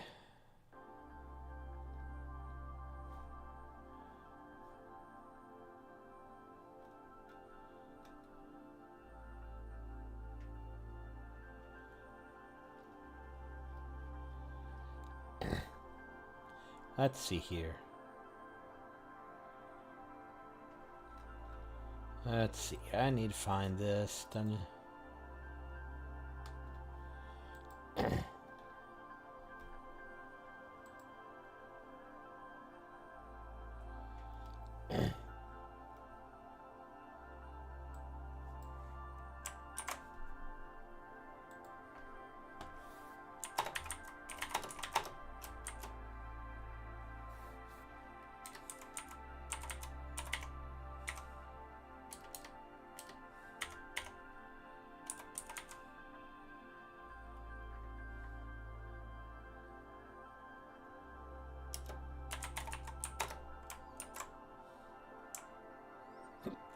Let's see here.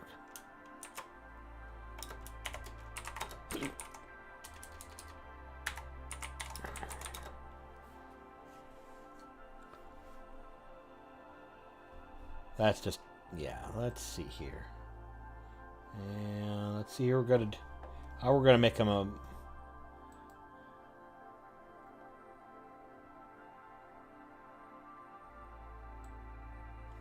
keck egg. No Jonathan's here. Let's see.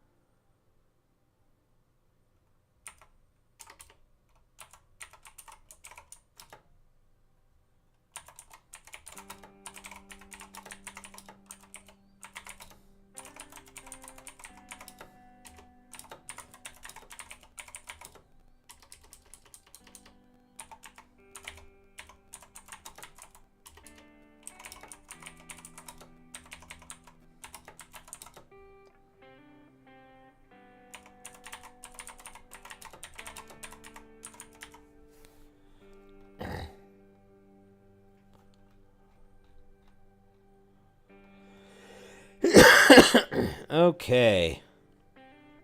Let's see here. Cantankerous calling couple. Yeah, I had to alliterate that one a little bit. Yeah,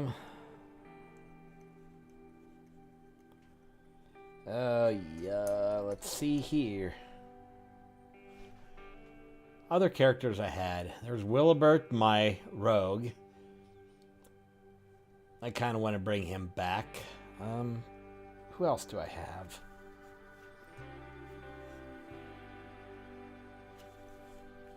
I'm trying to think of other characters I really... There's Theo, my Azamar cleric. He was gay, kind of fell for the monk in our group. Although that never came out in play, but oh well. I'm glad that campaign ended. That campaign actually started online because of COVID. So.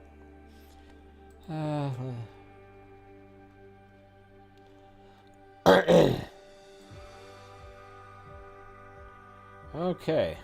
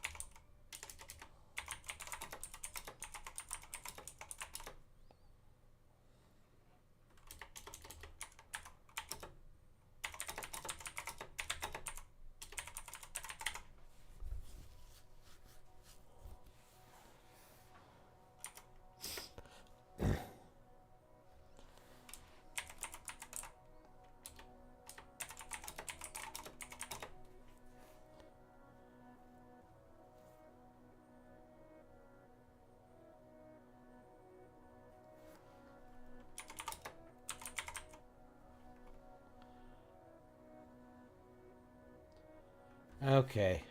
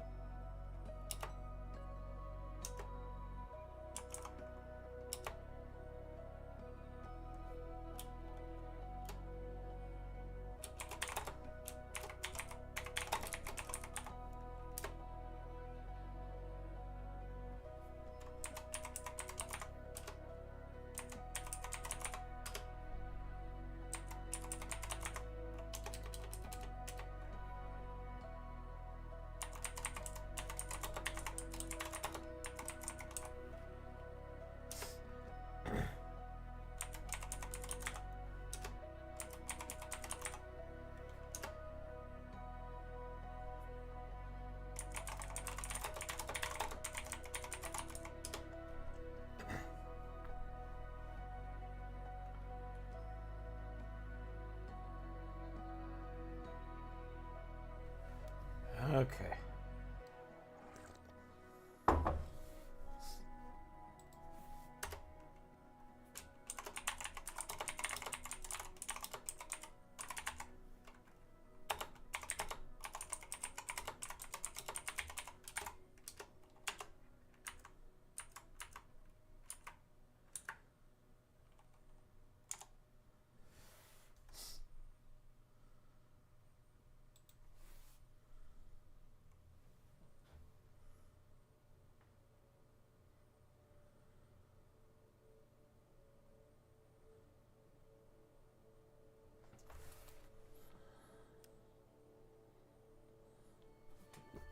Okay, what do I want to put in this?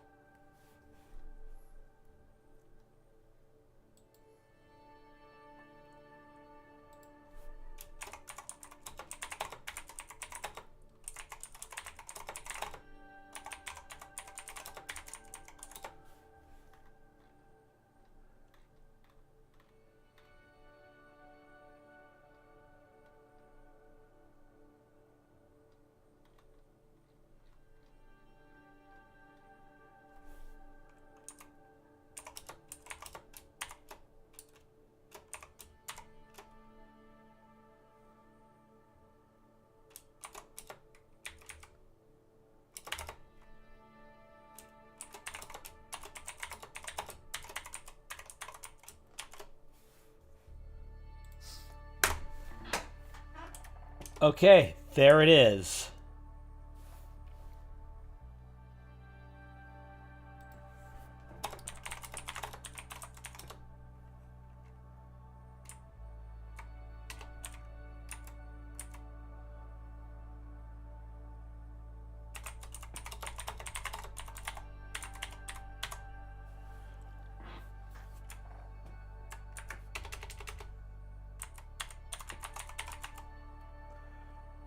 I got the end game. I'm one. Okay, I just put in here.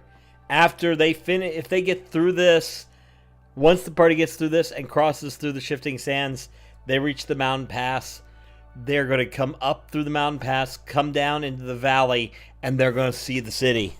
Then they're going to go to the city, and holy shit, because the City of Dragons is where this campaign ends.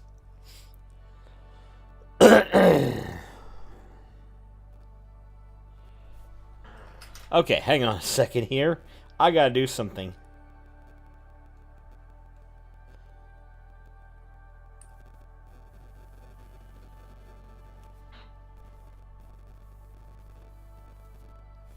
I gotta take a picture of this. The reason why is I've got players.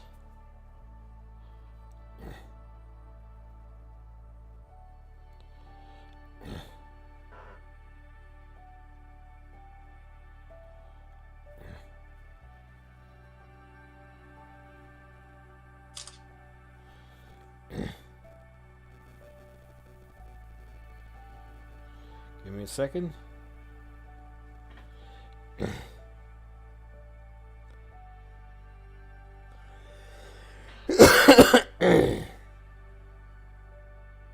Give me a minute here. There they are.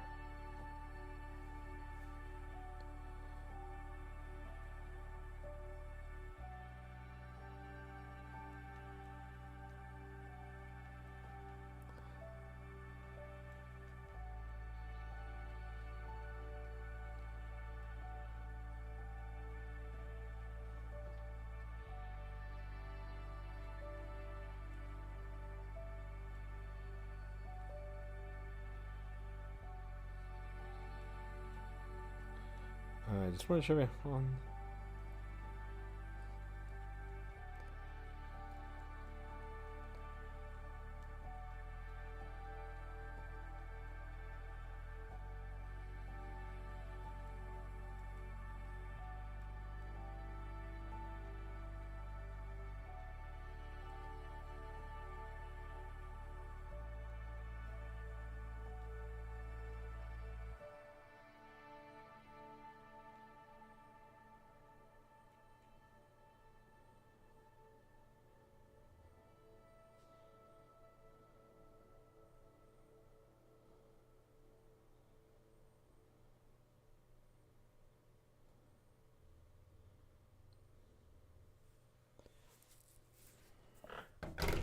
Okay, yeah. Okay, so let's see here. Attack, attack, attack, attack, attack.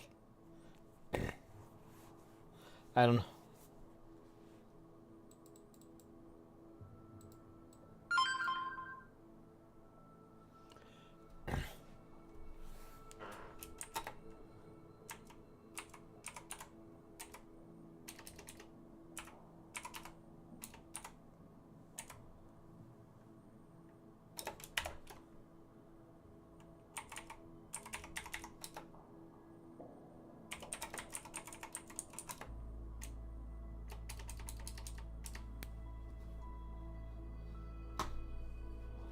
Come on, where are you? That's not how you spell Sphinx.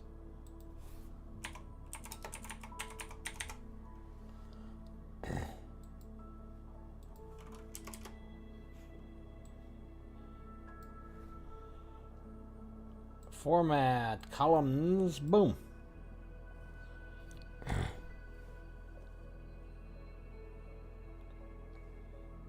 Yeah, sometimes I just do that.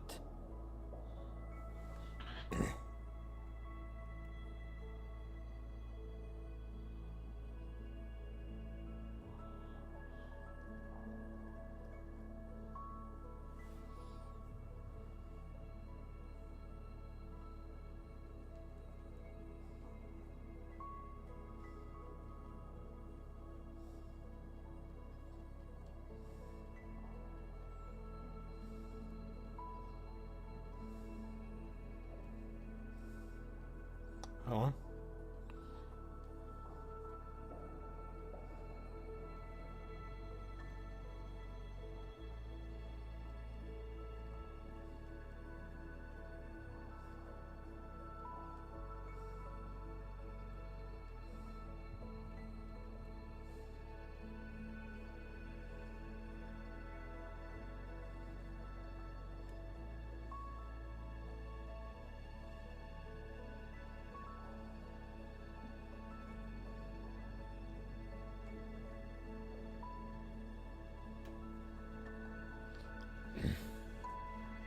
Okay.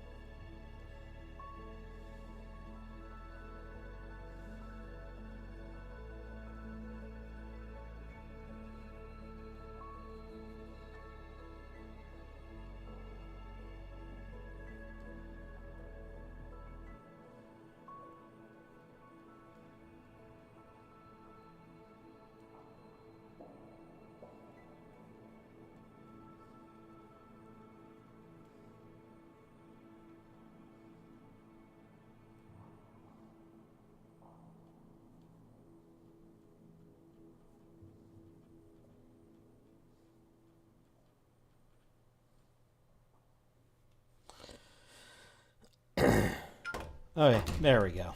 Sorry. Just commenting on my representative's Facebook. Needless to say, it's not the most friendly stuff I could post. But then again...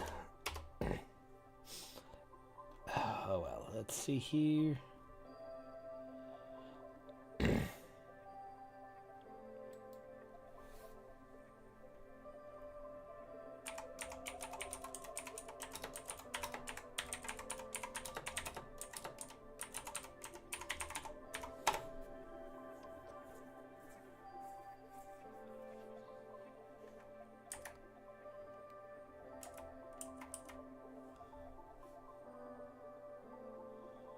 Band socks, welcome, Bobicus. I have no idea what the hell that means, but oh well, we'll go with it.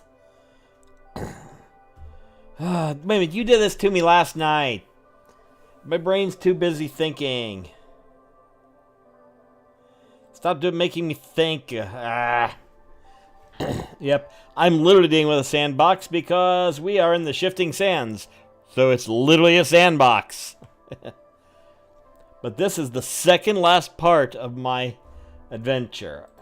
I'm basically filling out my next part, which is the Golden Plateau. I'm continuing that from last night. I've got some parts that I haven't built yet. The Elven City, I mostly have what I need there. I still need to do my ruins and the Caves of Madness, which is where they fight the big bad. After they fight the big bad, there's the ancient tower they can explore. There's anything they didn't explore before, although they may skip a lot of that. Then they're going to go to this place called Westmead, which is to the east of the Shifting Sands. They travel through the Shifting Sands. If they get through the Shifting Sands without dying, which I'm sure they will, then they arrive at then the next adventure is the City of Dragons. That's where my campaign is ending. I have my roadmap to the end of the campaign. I've literally am writing it now, which means I will be several more sessions before we get to this point, but I'm going to finish a campaign because I'm going to finish this campaign because I've run a few campaigns before. My first one for my Saturday group was a Pathfinder campaign. I bogged down. It was Pathfinder First Edition. I bogged down and near crashed. The second thing I ran a campaign was actually another RPG called Demon Hunters. If you're familiar with the Gamers set of movies and Dead Gentlemen, they also came up with the game Demon Hunters. The version we played kind of pulls from Fate for its design, although it's a little bit different because it uses D4s through D12s. We finished that campaign in the future in Paul Brown Stadium trying to seal a portal to hell with the help of Lucifer. More or less. What was the other camp? I'm trying to think if there's another campaign I ran in there. Yeah, my original campaign in my homebrew world, Adrian, was the Champions of Adrian. That crashed because my players kind of weren't able to continue playing, and it died. This is This is the second incarnation of this campaign. The first one was only a single player, and unfortunately we ran into a situation and shifted to a different game and stopped that partway through. So we came back to it and started over, which meant a lot of changes because I'd evolved the history a lot more. But now I've got a roadmap to finish that game. And then I've got my Saturday game, which luckily I can produce stuff, and that's played once every month. And right now they're on the third or fourth session doing one big-ass dungeon full of loot.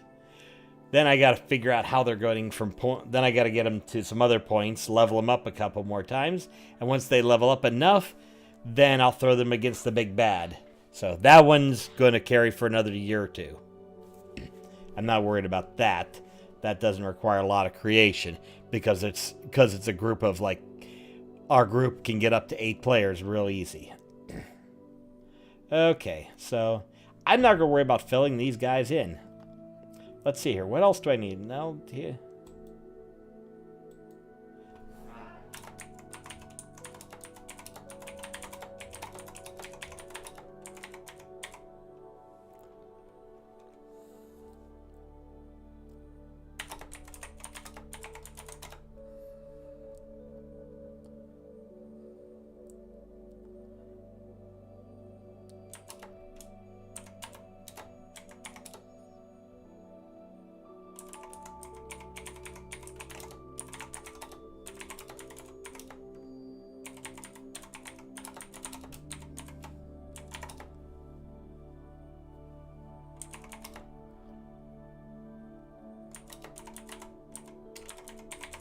There we go. So yeah, so they're going to have 43 periods of travel. So it's kind of long, and we're going to kind of play it out pretty quick. So they're going to roll a d8. They get on a 1, they get the random counter table. On an 8, they get a sandstorm, which slows them down.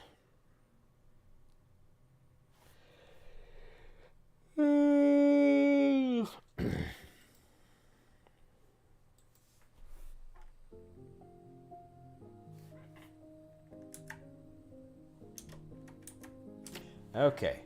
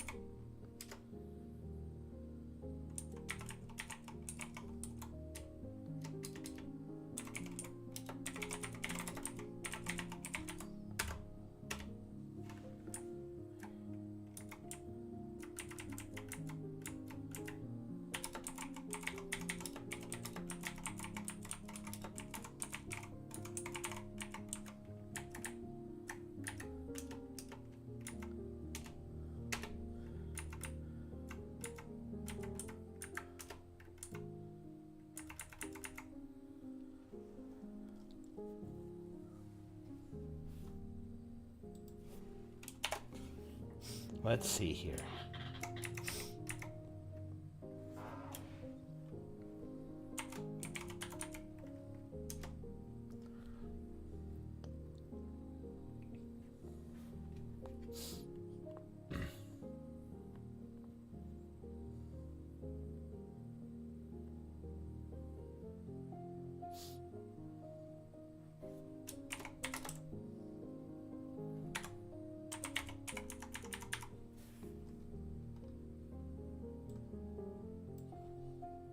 Format, columns, boom.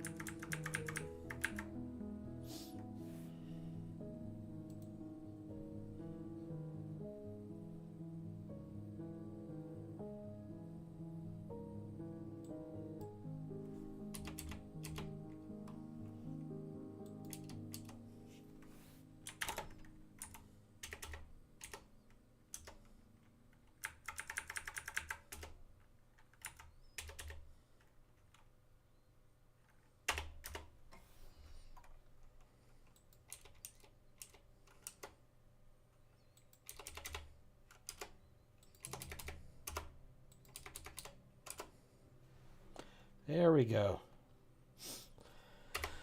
I don't know what 6 is going to be, but it's going to be bad.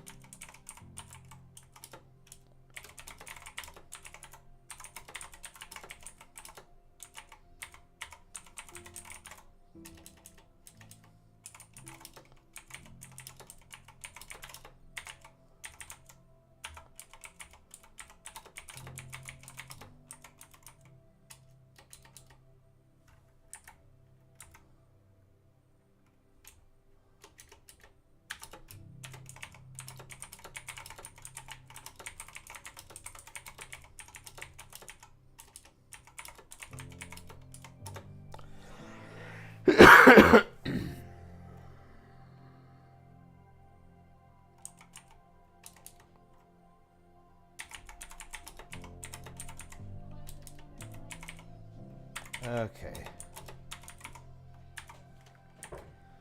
Okay, let's see. Okay, let's see if I can get interrupted in midstream. So, hold on a second. Let me mute. Let me mute so I can ask what you want in the middle of the stream.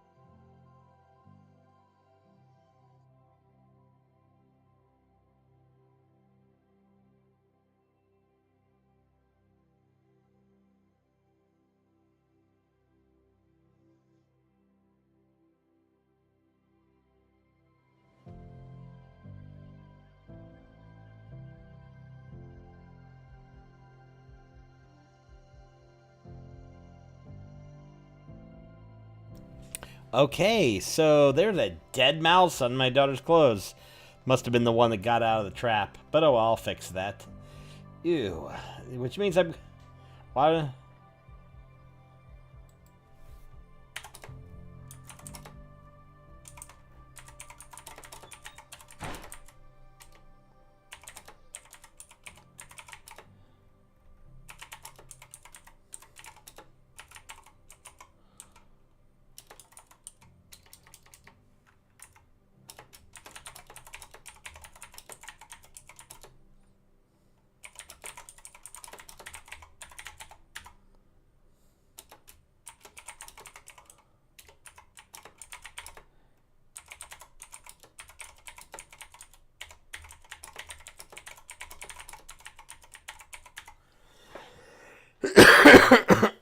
Okay. So yeah, I've got to come up with 1, 2, 3, 4 attacks. Probably some of the stuff.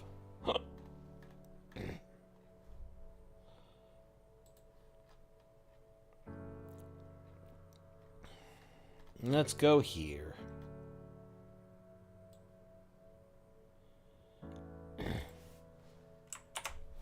Let's go to boom, boom.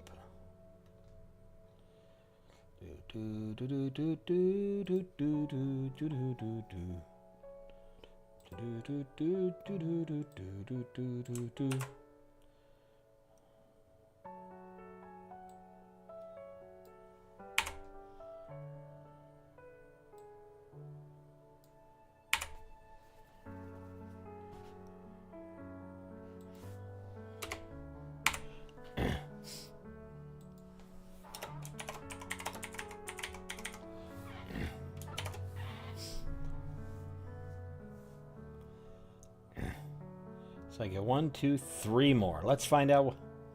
Let's see here. Boop,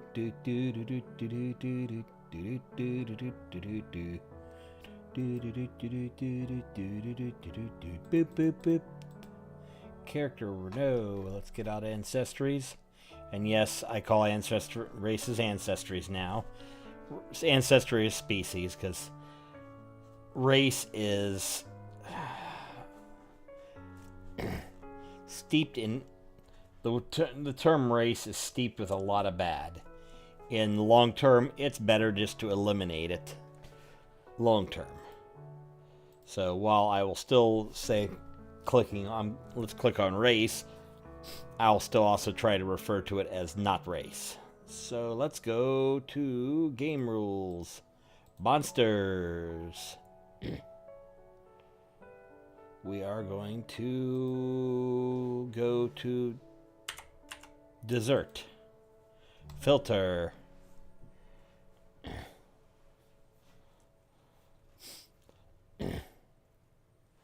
We are not going to put...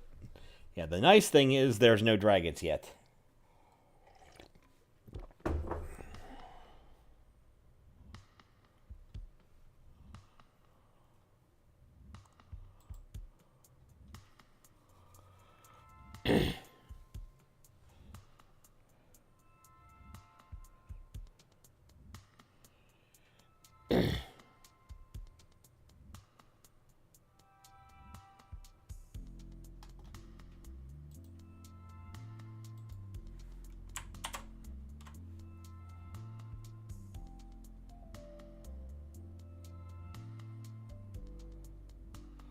Okay.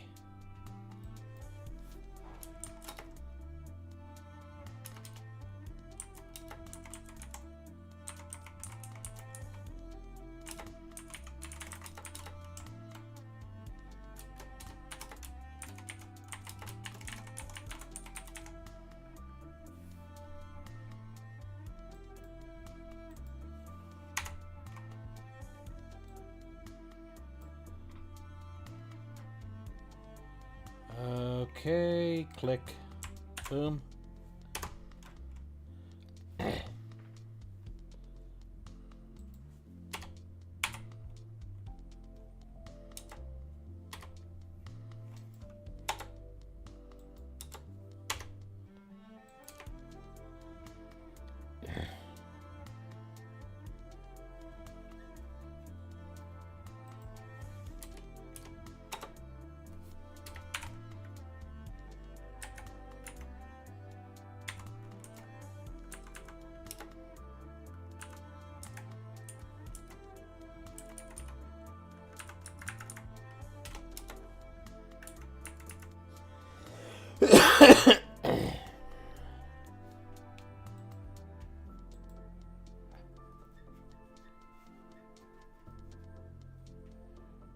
Okay.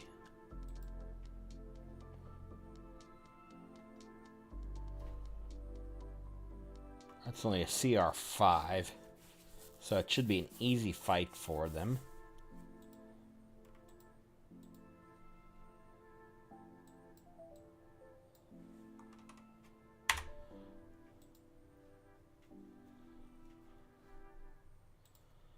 Okay, let me do this. I'll probably run into him here, let me think.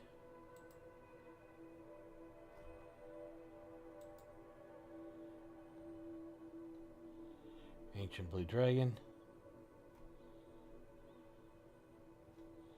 What is this thing?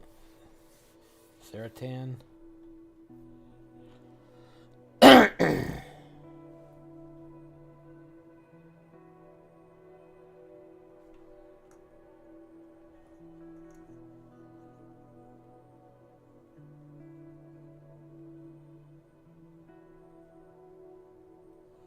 Holy shit.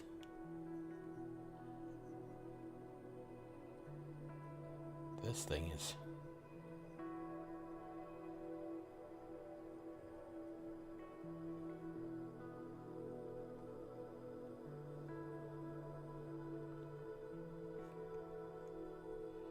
Oh, I know where I'm putting this creature.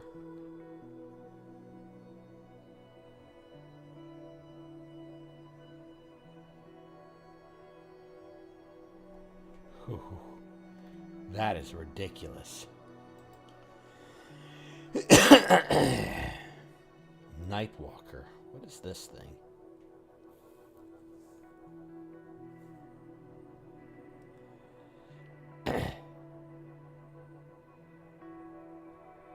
Yeah, that's just kill. Androsphinx.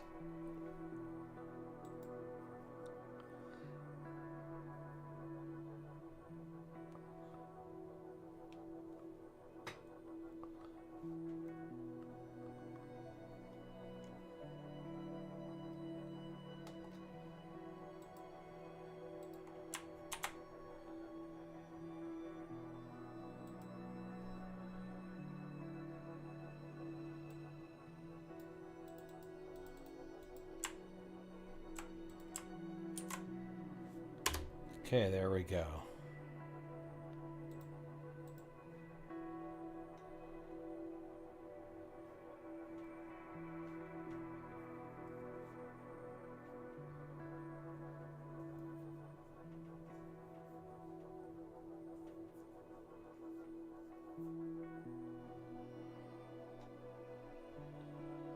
I gotta write the story of that Sphinx.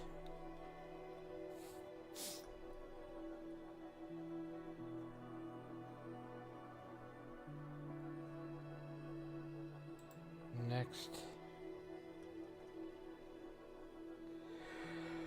There he is. This is the thing I hope my party doesn't run into, because this is the bad one.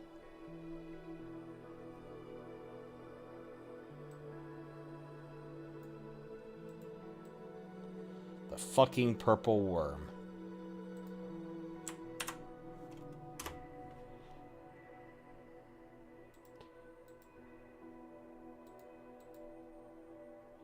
Yeah, that's the party is in deep shit if they do that. Let's see here.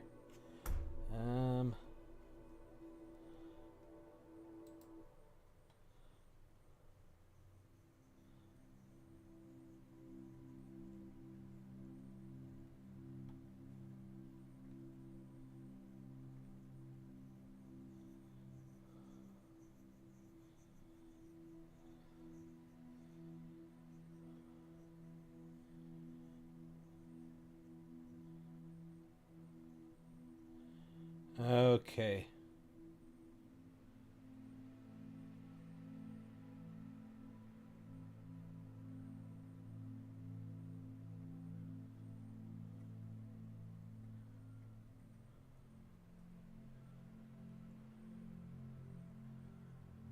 Let's see here.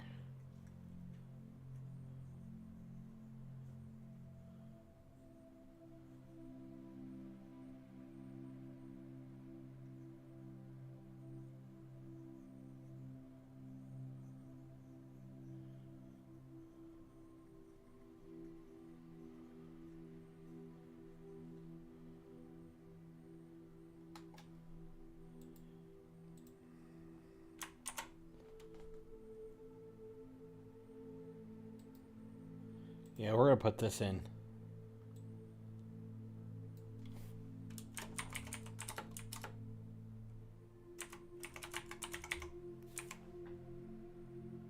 Let's put a bone claw in there.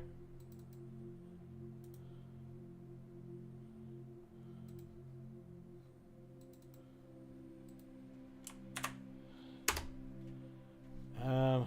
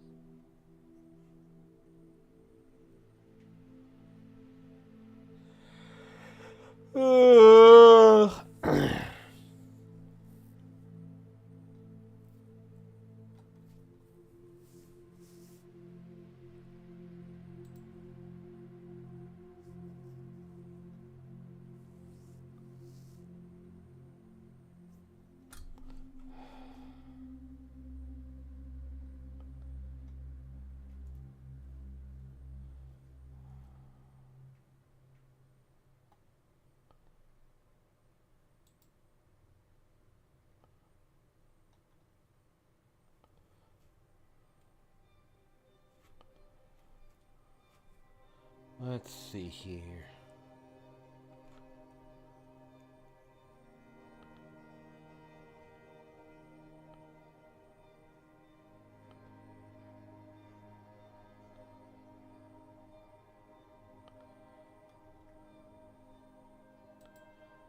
Let's go to the bottom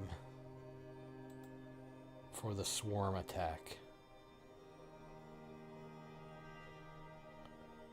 12.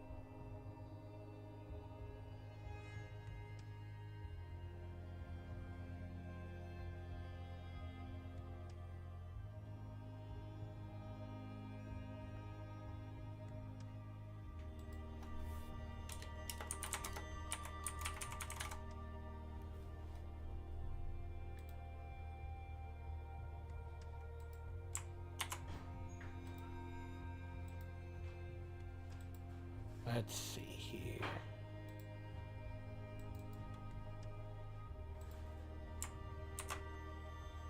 Okay, so let's go here. Tools. Let's pull the encounter thing.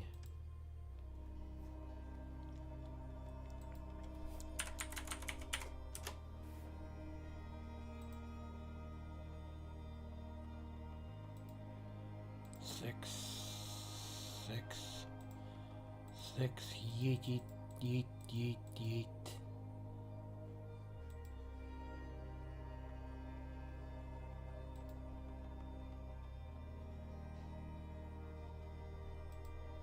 Okay. Add.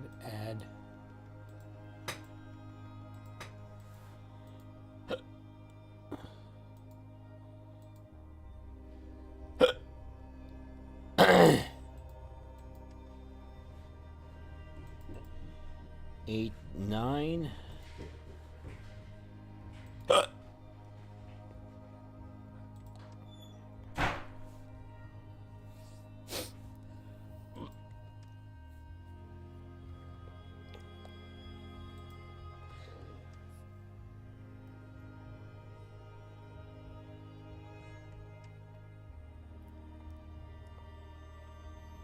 Okay, so 8, 9, 10, 11. We got 3, 4, 5, 6, 7. 6 versus... I only have a +3. The bandits only have a +3. He has a +5. So yeah, he's less than 50%.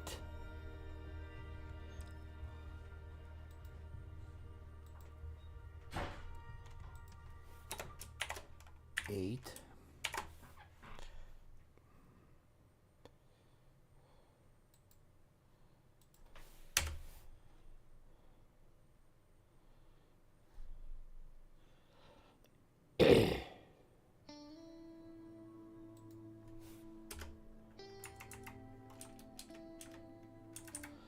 Okay, so let's see here. We need to find... Yeah, we're putting a lot of creatures in. When we're doing a multi-creature, I always try to run it through there to see how bad it's going to be. Yeah, generally when building encounters with lots of monsters, you got to do two things. Number one, running rough CR creatures through the encounter builder allows you to, as long as you can approximate things, you can see how it stacks up. You also want to look at their action economy. If I get 8, that's 8 attacks. He brings it, so 11 attacks. I have 3 characters that are 2 attacks, so that's 6 versus 11. But here's the dice math. I know their armor classes are in the 16 to 17 range, 16 to 18 range. The captain has a +5. The bandits have a +3. So they have a much lower chance of hitting. They're way below 50%. So I can throw more of them. And unless I have ridiculously good... Plus the bandits are... Let's see here. They're 11 hit points. They are almost minions. So yeah. That's... When I use the encounter builder, it's mainly just to get a quick check to...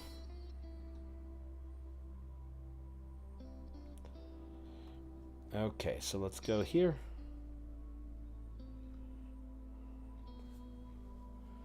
So we got bandits.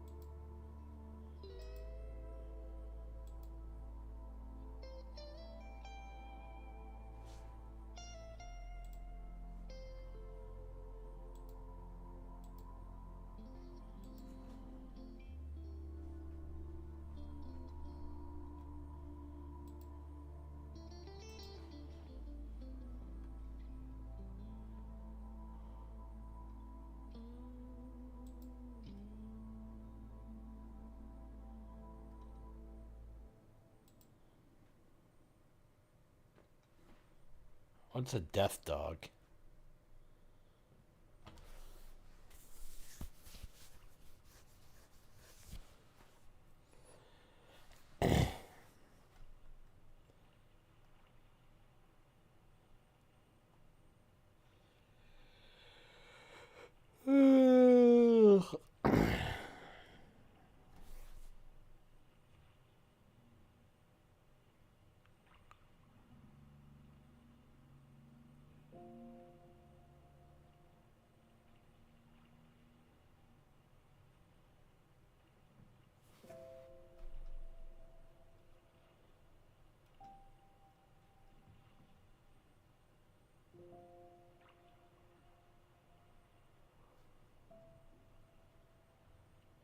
Two, 4, 6, 8, plus 4, so 14. 14 average. We're at 40 to 30.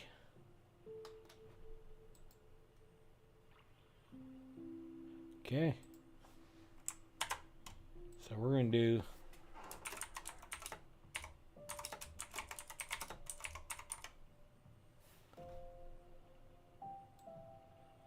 let's link that.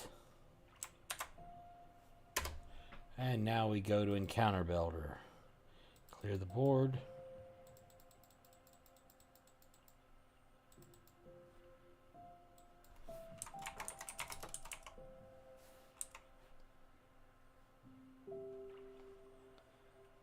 Add 3, 4, 5, 6. 6 is 12 attacks.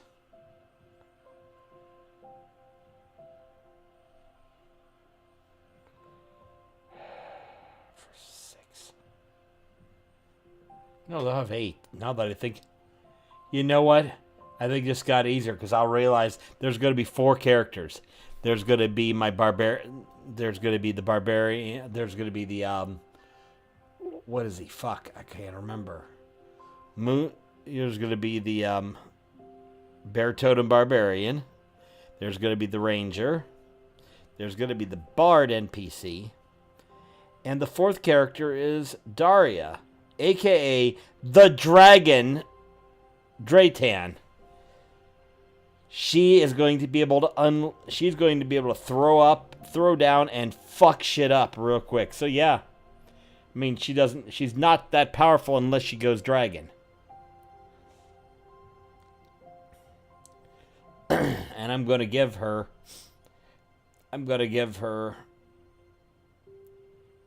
she can go dragon.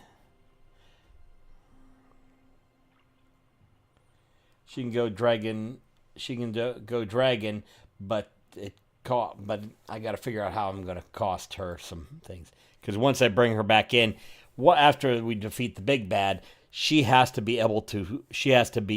figure out how I limit her. So, yep. 6 death dogs. Okay. That's technically a medium counter, but we're at almost a 2-to-1 action economy. But luckily that's not so bad. Plus she can fly in the air and just blast them from above, so.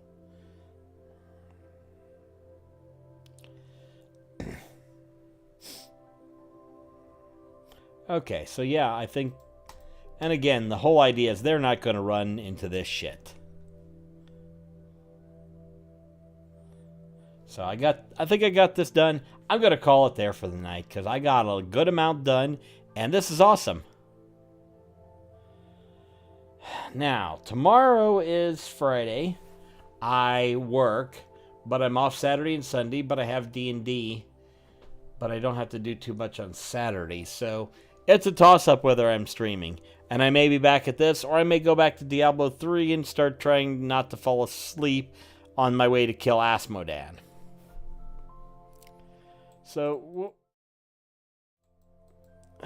damn thing won't let me hit the buttons. So we're going to leave it there. Till next time. See ya when I see ya.